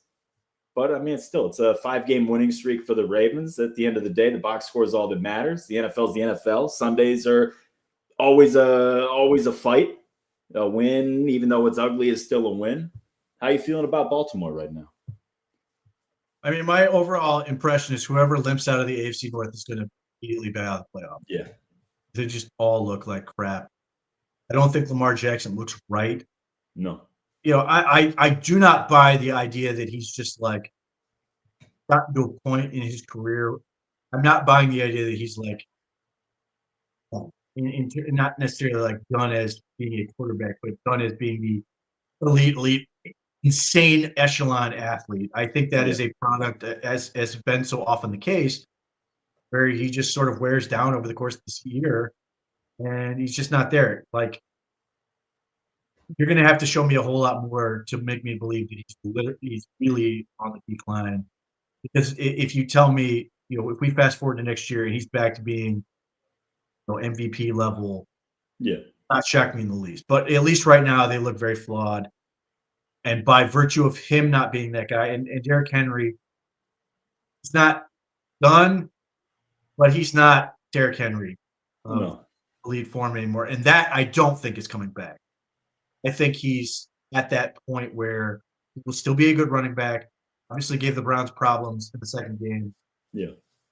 But I think he's coming whatever that next element is, and they've got real problems up front. Offensive line isn't good. They've got a lot of work to do up there because on one hand, you've still got Ronnie Stanley. Mm-hmm. They don't know how much longer they can keep doing this, where they are like basically, and they've been doing this for a couple of years, where they're basically like rotating him at tackle. Rosengarten is having a difficult time. Their guard play sucks, and they're going to have Linderbaum is a pending free agent. I assume they're going to keep him, but it's one more thing to do. So they got a lot of problems on that side of the ball, and then defensively they are. Kyle Hamilton just fixes so much. They've still got major problems. They don't rush the passer well. There's a lot of other things they don't do great, but they're doing enough. They're beating bad teams, as you said. I think the defense the Ravens have had this weird habit of starting out really crappy early in the year and then tweaking retooling. Yeah. In this case, the Alohi Gilman trade seems to have been worked for them, and it allows them to use Kyle Hamilton in a more productive way. That seems to have been a real boost for them. It's so funny that you say that, Pete, because if you go back a year, when they moved Hamilton from the box guy to the free and they put him in center field last year, that was the catalyst for the defense last year to really take off. It's so wild how many moving pieces and how fluid these situations are and how these things change. And literally in a calendar year, the Ravens defense turned itself around by moving a guy from one spot to another and then ultimately back to that same spot to have the same effect. Like, that's kind of crazy. What was the reason they changed last year? Last year, Marcus Williams? Yeah. Was it Jameis? Was it the Jameis? Yeah, Jameis got him. The second it was after that game that they benched him. Yeah. And that was the adjustment. So yes, it took the Browns beating them to it's the Cedric Tillman game. That was another one of those where I was loud wrong. I loved Marcus Williams in college. Loved him with the Saints. I was so mad that the Ravens signed him, and then he just did not work for whatever reason. He sort of fizzled out from that standpoint. But yeah, the Ravens figured out something on defense that allowed them to be competitive. They're obviously now in a tie for first place. I think they're ultimately going short of a catastrophic injury to Lamar Jackson. I think they will ultimately win the division, and then I think they will be a first-round out. I think somebody will come in. I mean, maybe I'm wrong because maybe they'll end up playing like Jags in the playoffs, and get a win that way. But my suspicion is they will lose to the better wild card opponent. So in something that it's like the whole OIC thing, right? Only in Cleveland. Well, only happening to Cleveland is a team whose quarterback throws 3 interceptions, he loses a fumble, and they still win. Why do the Jacksonville Jaguars want to be the most obnoxiously annoying franchise in the history of franchises? Just lose. Like I'm so sick of them. Just every close game goes their way. It's unfreaking real, man. It really is. But what's mind-boggling is the Raiders had them beat. They gave it away. Like that awful Raiders team we just watched had them beat. Anyway, Cardinals aren't good. Could have beat them. Jacoby Brissett to Michael Wilson had the chance. Why is Jacoby Brissett in Arizona just like he's like the new Jameis? He's shredding it, dude. He's playing really well. They have no running game. Well, it reminds me of this weird golden age of Boomer Esiason when he went down to Arizona and just started throwing the rock for like 500 yards over this weird 3-week period. He had like 1,300 passing yards in 3 weeks. It's just weird, and that situation isn't very good. But yeah, I mean, it's just they got like I need Cam Ward to rise up and beat them twice. Like that's where Ward is. I am left to just don't make the playoffs. Yeah. The way their schedule looks right now, it's almost like they're locked into at least 10 wins. It's gross. Yeah, that's the magic number. If you get to 10, you're basically set. So like I need Cam Ward to somehow rise up and win one of these. I needed the Colts to take care of business, but this has been an absolute nightmare. Trevor Lawrence, like, legitimately stinks, and I do not think Tim Cohen is going to pitch himself to that next year. I think he's going to find some other way to get something else in there to start paving the way to not have to have Trevor Lawrence. They now have, and obviously some of these guys are injured. We have 15 receivers now. Yep. And the quarterback still stinks. And it's like his best asset right now is running because he's 6'6", 250 or whatever he actually is. He's a tight end. And at this point, he looks like he should be, talking about transitioning to tight end because he's just not good at the quarterback thing. But like it keeps working, and they may limp into the playoffs and be the most unsatisfying playoff team this year, other than them and whoever wins the AFC. I can't agree with that enough. Super annoyed with the Jaguars. Super annoyed with just how everything's bounced their way, how their schedule falls now with Tennessee twice in the last 6 weeks.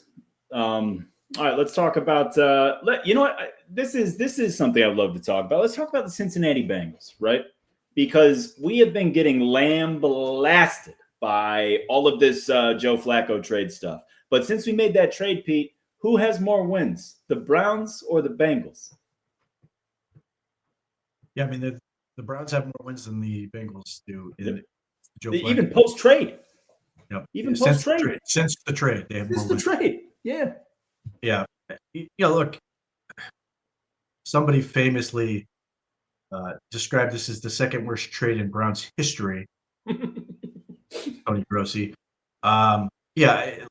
This was one of the most over dramatized things that the Browns did. Joe Flacco was solid, and he's been fun. And he wasn't good in this game. He was not good. He sort of had the nice run early, beat the Steelers, which I think should be included in the trade. Yep. Part of the compensation. The Browns got a little bit of draft compensation. They did Joe Flacco solid. They allowed him to be a starter. He's happy. And Browns receive, Steelers lost. They were the catalyst to the Steelers unraveling, sir. They've been a mess ever since that trade. Threw a gigantic fit over the possibility to play Flacco, and he was right to be worried. It's the one team they beat, and it's not Joe Flacco's fault. Obviously, he's been a lot of these games he's been good enough, but in this game, Eagles defense, bunch of goal line stands, and Joe Flacco turned over the ball through that god awful pick six, and I watched Shador. I thought he was going to throw the same pick. Yeah. That lackadaisical flat. The Patriots DB easily comes underneath, takes it to the house, and it was just that was how their game went. And then later, unfortunately, threw a ball that sort of needed hung a little bit. Yeah. Concussion protocol. And then the other underplayed element I underplayed in Cincinnati. Is there any doubt that they win that game if Jamar Chase doesn't spit on Ramsey? Yep.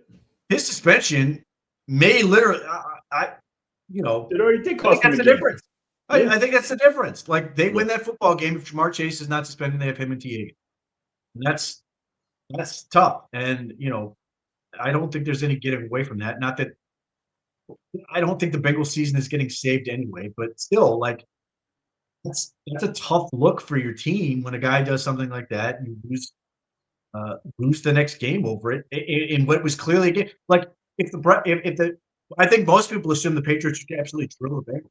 Yeah, Patriots have been rolling, and they didn't. And the fact that it was that close, I think you sit there, and especially because the defense was as effective as it was. Jamar Chase playing that game, I think. Let me ask you something.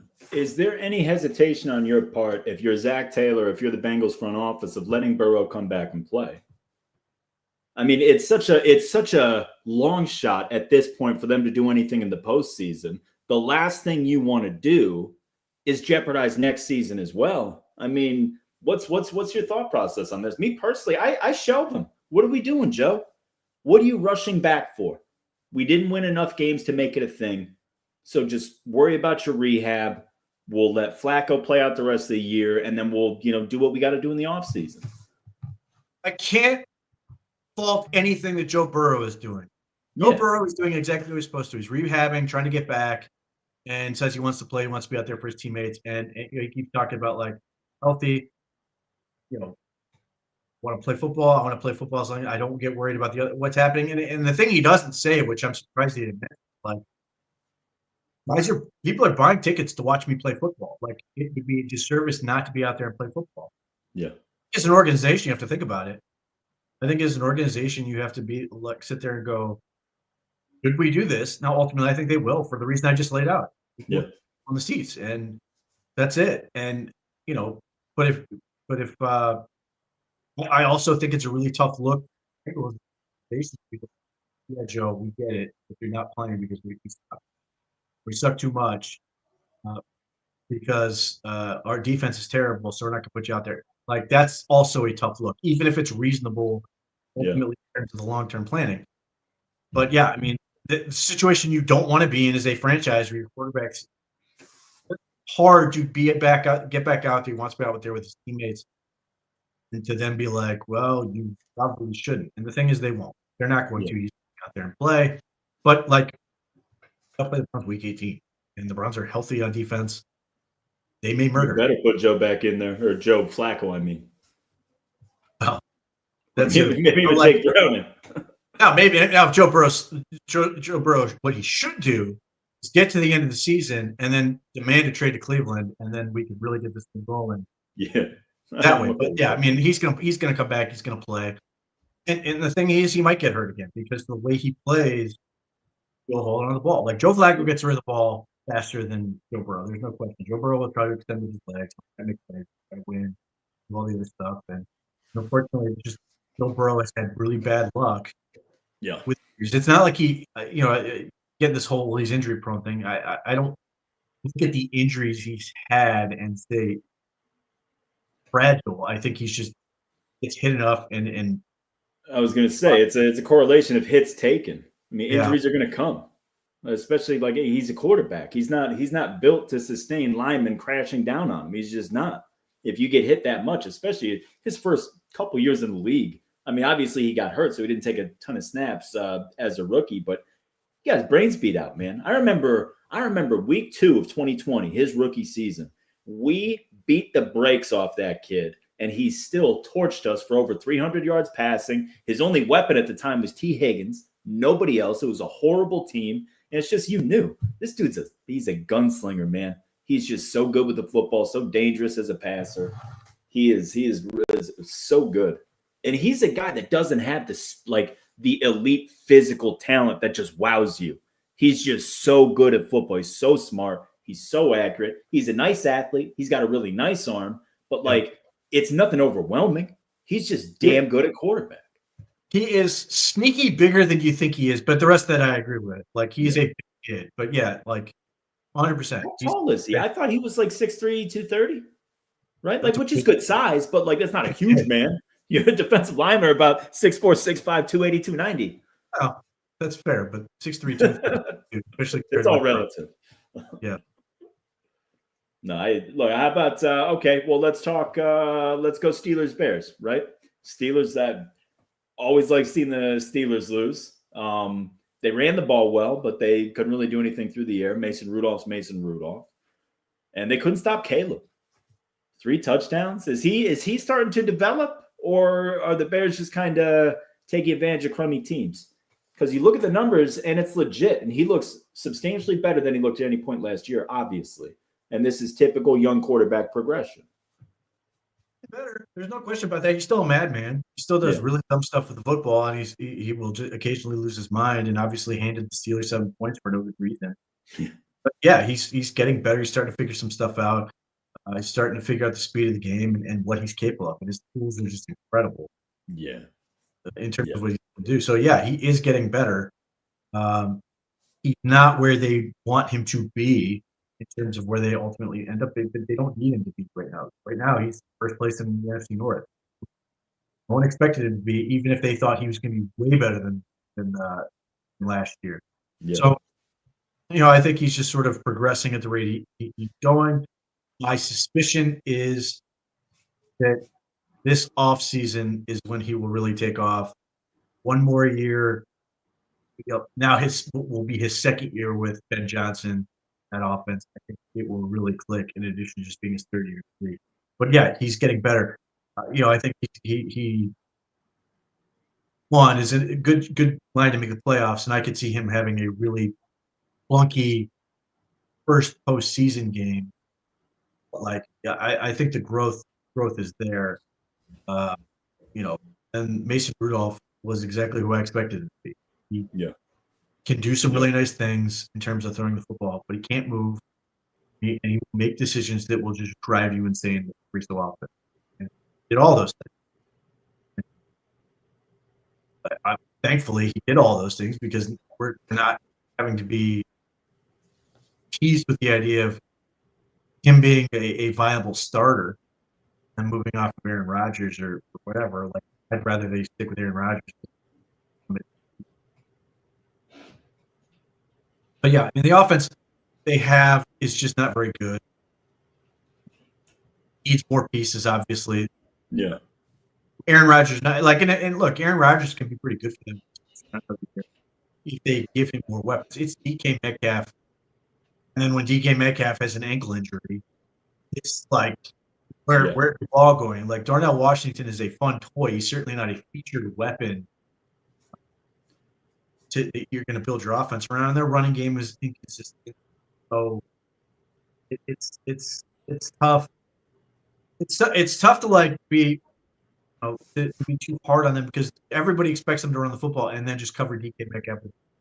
So I get it from that standpoint. The bigger disappointment and the thing that continues to be a conversation is why isn't their defense good? They have players and they will occasionally do good things, but why do they keep spitting the bit? They have opportunities. There were times where guys are just wide open against them. Middle of the field, nothing's there, and it's just easy pickings for them. And I don't, if they don't make the playoffs, which is not an unforeseeable thing, now I'm rooting for them. Unfortunately, I'm in the position where I'm rooting for them. Need them to make the playoffs or somebody who is not Jacksonville. So if that means that the Steelers need to win their next 5, I'm willing to make that sacrifice. Jacksonville does not. But I do think there is going to be a real reckoning this season if they end up 9-8 playoffs and don't make the playoffs. And it's not like I think they're going to fire the coach, do all this other stuff, but that team is really old. They have not given themselves a ton of outs. And I don't know where they go from here with everything they do for that team. And that, I'll be honest, man, at the time, I thought the smart play would have been to trade TJ Watt. And not because I have some vendetta against TJ Watt. Herbig is a dude. Alex Highsmith is really good. And if you could have gotten I don't know what the package would have been. If you got 2 ones, or what I think the Steelers would have really wanted was a player and a pick. Yeah. Help them, particularly on offense. I don't know if that wasn't the better play for them. TJ Watt's going to end up in the Hall of Fame. I'm not going to I do question if they aren't sitting there going, are we sure we gave contract to the right guy? Because all of a sudden, in this world where Alex Highsmith, Nick Herbig weren't paid, TJ Watt is paid, and you're going to have to make a decision on some of these guys, and you run the risk of them being in position. I think ultimately, Highsmith would probably be the one to go. Yeah. And I do not think he is. I do not think he is. Who's the dude they had out of Kentucky? But I do not think for 1 second that Alex Highsmith is. I do not. I think he's a really good football player. Yeah. I think that will be a situation where he ends up leaving, and he's good for somebody else as opposed to Bud Dupree leaves. It's sort of I think that could be one potential issue that comes out of this. And I don't know that they are going to feel like they got their money's worth out of Patrick. Yeah. Well, and they paid Queen handsomely. They gave him a pretty sizable contract. I wasn't expecting that. No. Yeah. So that'd be interesting. conversation. Go ahead. I'm so sorry. No, you go ahead. What you saying? I was just kidding. Those are the conversations I think if things go badly, I think those are conversations they start having is we've got all this money tied up in delivering. We can figure out some other way to get this and use these guys to well, Queen, I don't think they can trade, but like if it's Highsmith, I think they can use that to take more assets because like here again, we're talking about or I'm enjoying hearing about the conversation about George Pickens being the best trade of all time. Let's just sit here and are wishing for weapons. Now, do I think George Pickens fixes their problems? Not really, and I don't think they were going to sign him because he's a madman. But like, it does leave this gaping hole for them that they have to solve, and the defense is not as good as they need it to be. Yeah, well, and I'll tell you, this is the first time I've ever given any legitimacy to the noise around Tomlin's job security. Like, I at least think it's a discussion. I don't think they would. I don't think they would fire him. I don't think they would want to fire him. But I could see both sides coming together and acknowledging that him maybe stepping down. Yeah. No, I think what will happen is I think this will be the year. They're gonna. I think Terrell Austin will be on the door. There are any number of Steeler fans who desperately wish he would have been fired for this season, during this season, and basically every week they have a bad game. They cannot stand Terrell Austin, and that's the most logical change. But I look, I've joked and said Tomlin could be the head coach of the Miami Dolphins. That's the situation you laid out where they basically go, look, Mike Tomlin comes in and goes, there's nowhere to go for me. We poured all these assets into this team, and it's just not there. And it's time to cut it here and go our separate ways. I don't think that's going to happen. Like, other than that, like Steelers fans constantly want to fire Mike Tomlin. Yeah, go for it. I'm here for it. But like, yeah. Same. How about this was I heard this talked about on the radio and with different whatevers. Say say the season just goes completely off the rails. We finish 3-14. We make a change of coaching staff, but so does Pittsburgh. Would you consider Mike Tomlin? No. Say Tomlin considered us. I would love to get your perspective on this. Mike Tomlin is fantastic in terms of the culture element. I don't deny that. Like, he's been able to keep some knuckleheads under some level of control. Yeah. For at least a short span of time. I think there is a bonus to the fact that Pittsburgh is so well run in terms of being a football operation. Now, they are a poverty franchise in terms of facilities and all the extras, but they get a lot of the stuff right in terms of how to run the team. And I do think Mike Tomlin gets a small benefit in that. So the appeal would be Mike Tomlin would give you that culture element.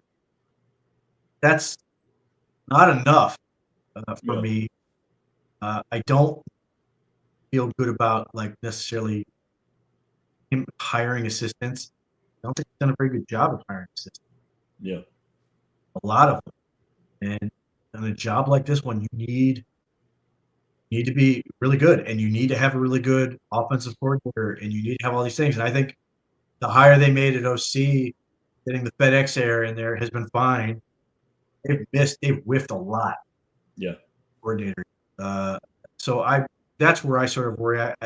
I think like Tomlin could be a good coach somewhere, and he can continue to be good. But like, because at one point there was a flirtation he had, or like, I don't know if he had it, but like, her on the idea that he was going to take over like Washington.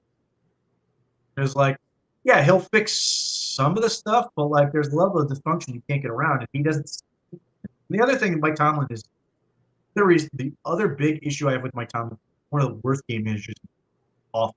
He's awful with timeouts. He gets a lot of things wrong. Like, you go back to the snow game last year. Fun for Browns fans, they won. He completely mishandled, absolutely mangled the clock in that game, and he does it regularly. He's really bad at that stuff. So like, He's great with players. Players love him, all that stuff. He's great. He's a recruiter in that sense. Breed want to come play for him. All those things are great. But the piece that I think is missing with him is, one, obviously, if he's not in Pittsburgh, he doesn't have the benefit of the Steelers organization. Two, just good at a lot of things, but the stuff that there are things he will do that will absolutely drive you crazy and drive Steelers.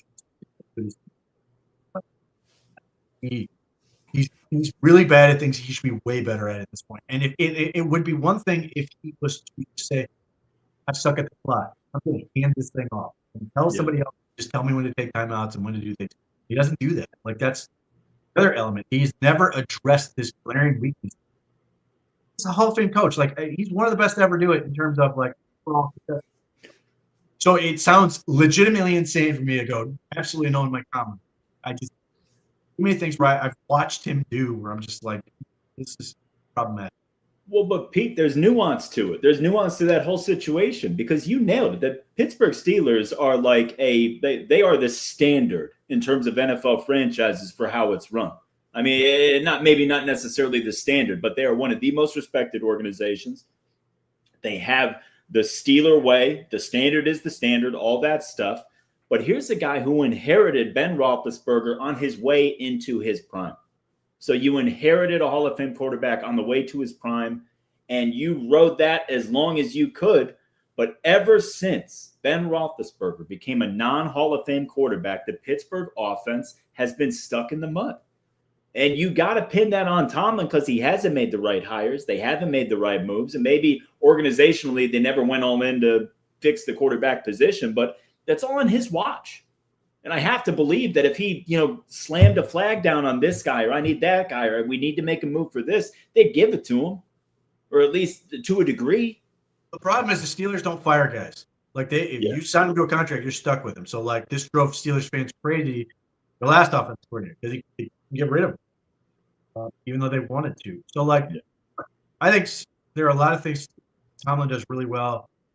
I think his overall messaging, I think the way he handles the media, not the big thing where he's a hell of a leader. Messaging is just phenomenal. He's one of the best at it. There are a lot of elements that I think he gets right, but like the details in terms of clock management, the hires and stuff, like that would be the benefit he'd potentially get in Cleveland. He says, I'm done with this coordinator.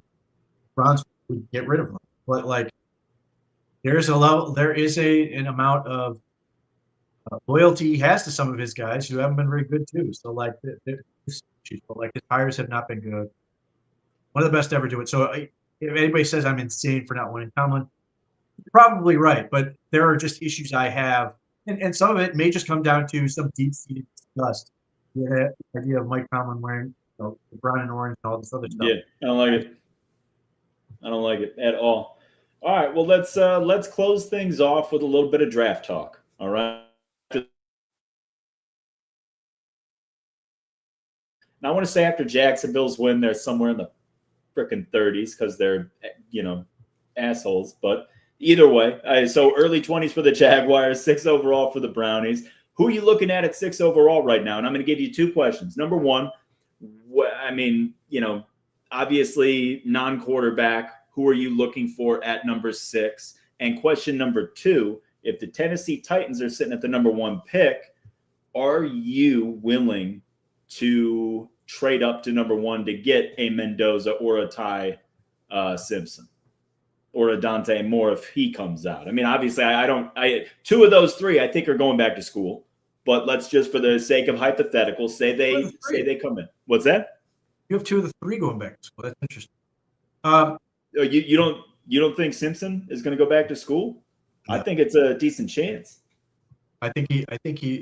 I'm not going to say he can't, but I think the age is going to ultimately cause him to come out. He's going to be practically 24 next year. Oh, I thought he was younger. I thought he was only 21, 22. Let me make sure I'm not giving you bad information, but I'm fairly sure he is going to be older than you.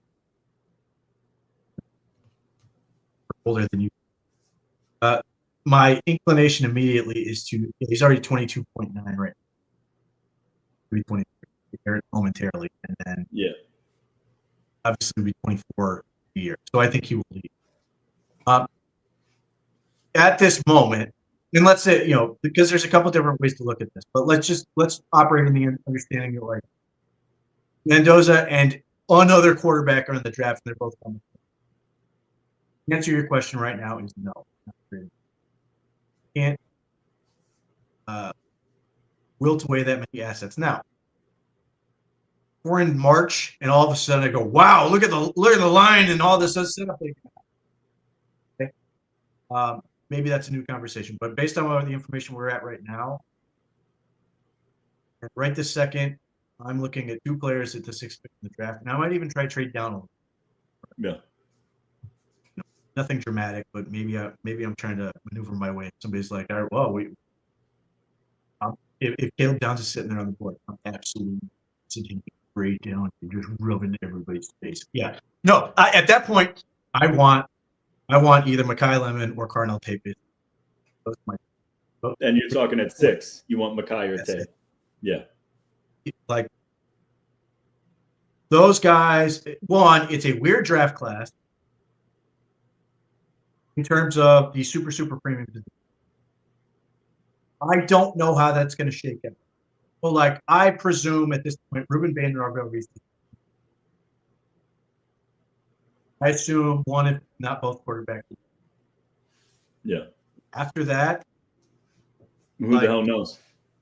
Yeah. Because there's no, there's no corner right this second. You're going, he's going to be a top 5 block. There's no maybe Peter Woods at defensive tackle, but I think he's probably going to drift down a little bit.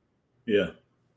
Wide receiver, maybe somebody will take Jordan Would you take a defensive tackle if he's the best guy available and you're sitting there at 6 and he's the number 1 guy on your board? Would you do that? No. Yeah, I was going to say. We have a different conversation. I'm just talking about in terms of what else is likely to come off the board in that area that's likely to be in the conversation. Because I'm not looking at a corner either. Yeah. Well, like those are positions where I can see teams being like, I gotta get there and take this. Well, like you go through the list of like the normal positions, not really anymore. So like you can find yourself in a weird situation where like Jeremiah Love goes really high, or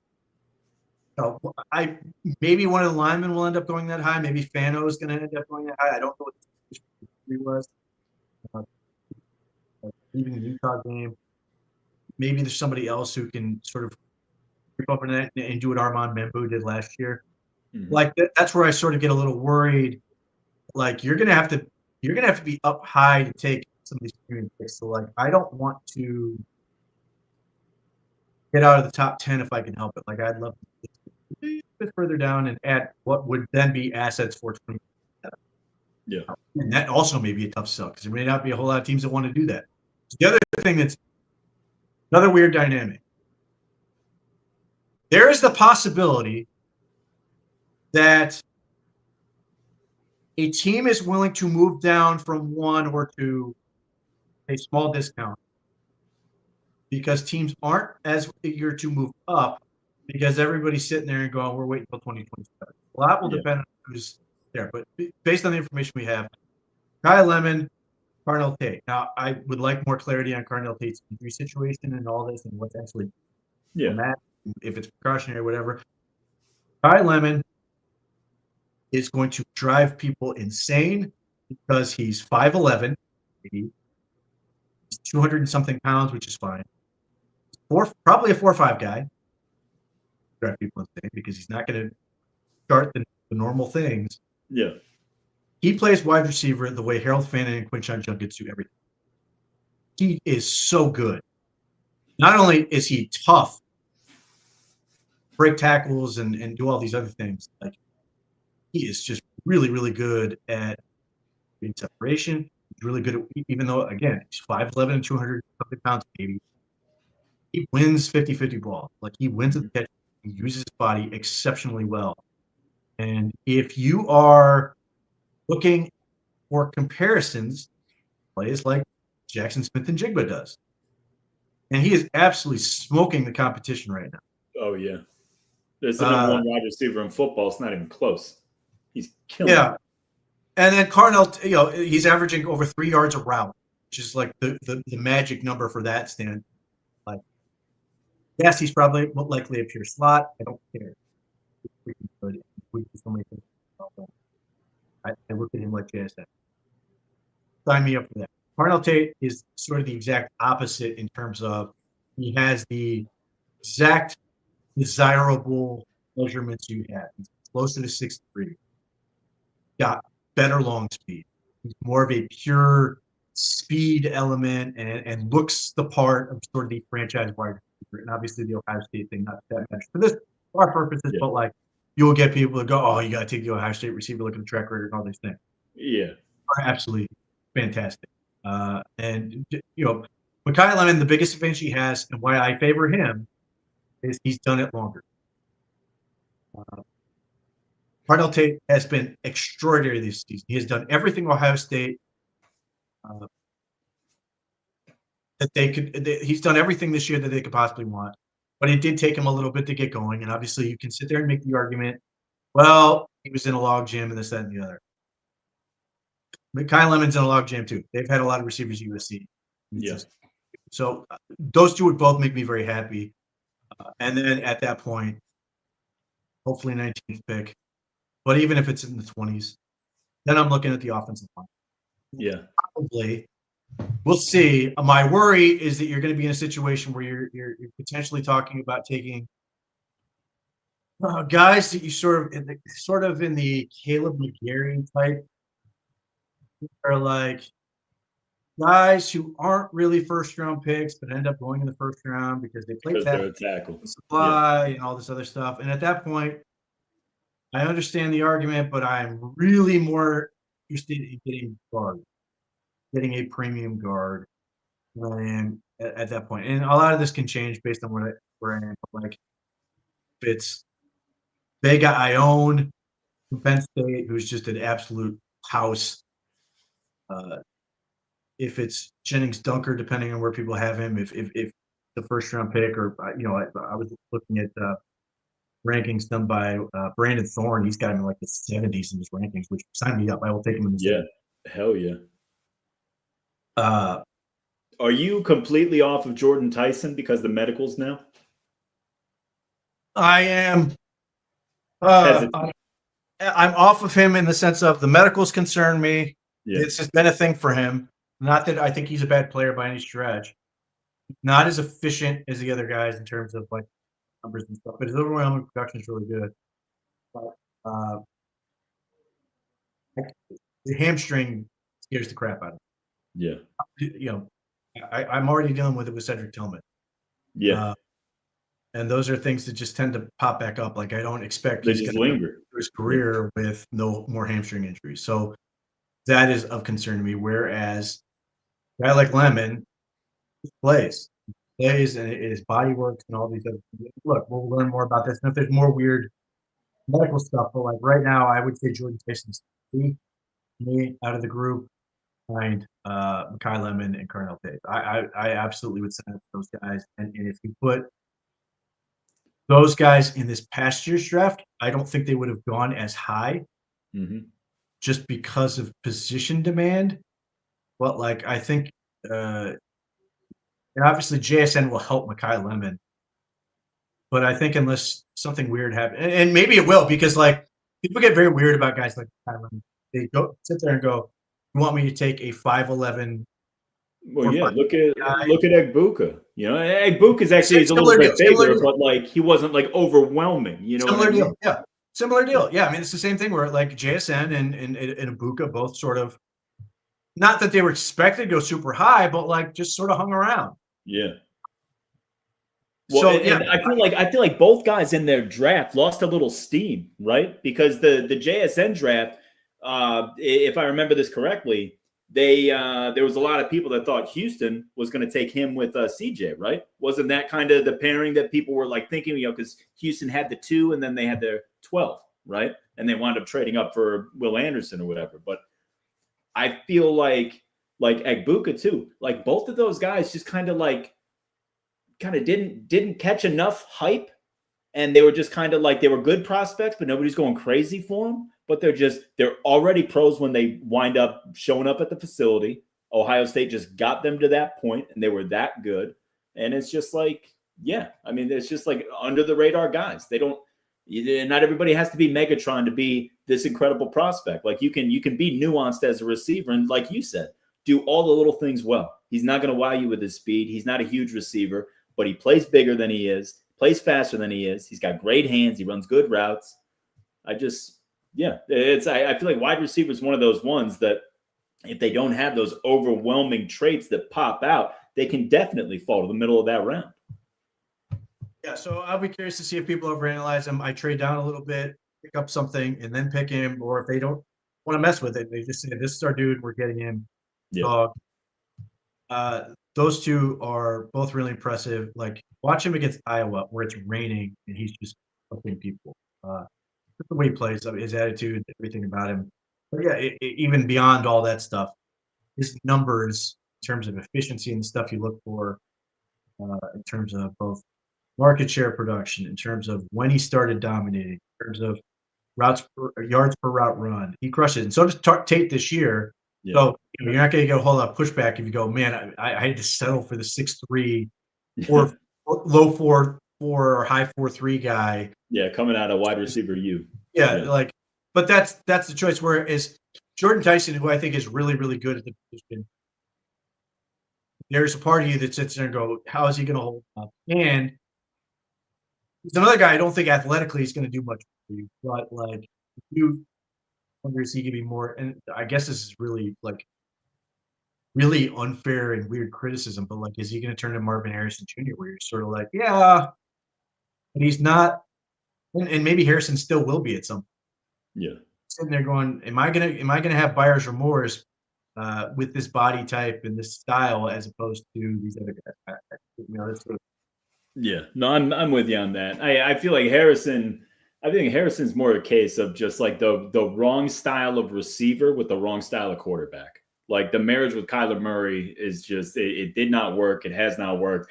I think Kyler Murray's not a good. He's not a good quarterback at this point. He's a remarkable athlete. He's an unbelievable athlete, but he's not a good quarterback. And nobody looks good consistently in that offense when he's at the helm. I mean, he'll make plays every now and then, but a guy like Marvin Harrison is a timing and precision player. And he needs to be in a timing and precision offense to fully utilize his ability to run routes and everything like that. But either way, Peter, this is it's run a little late. It is always a pleasure. And thank you guys for sticking with us, all 543 of you. We appreciate it to the utmost. Now in the top left corner there, you've got the code to link to the OBR subscription page. Definitely do that. Definitely check that out, guys. It's the biggest deal of the year, 75% off. Make it happen. And let's go Browns against the Niners this Sunday. Peter, it is always a pleasure, and I'll catch you next week, buddy.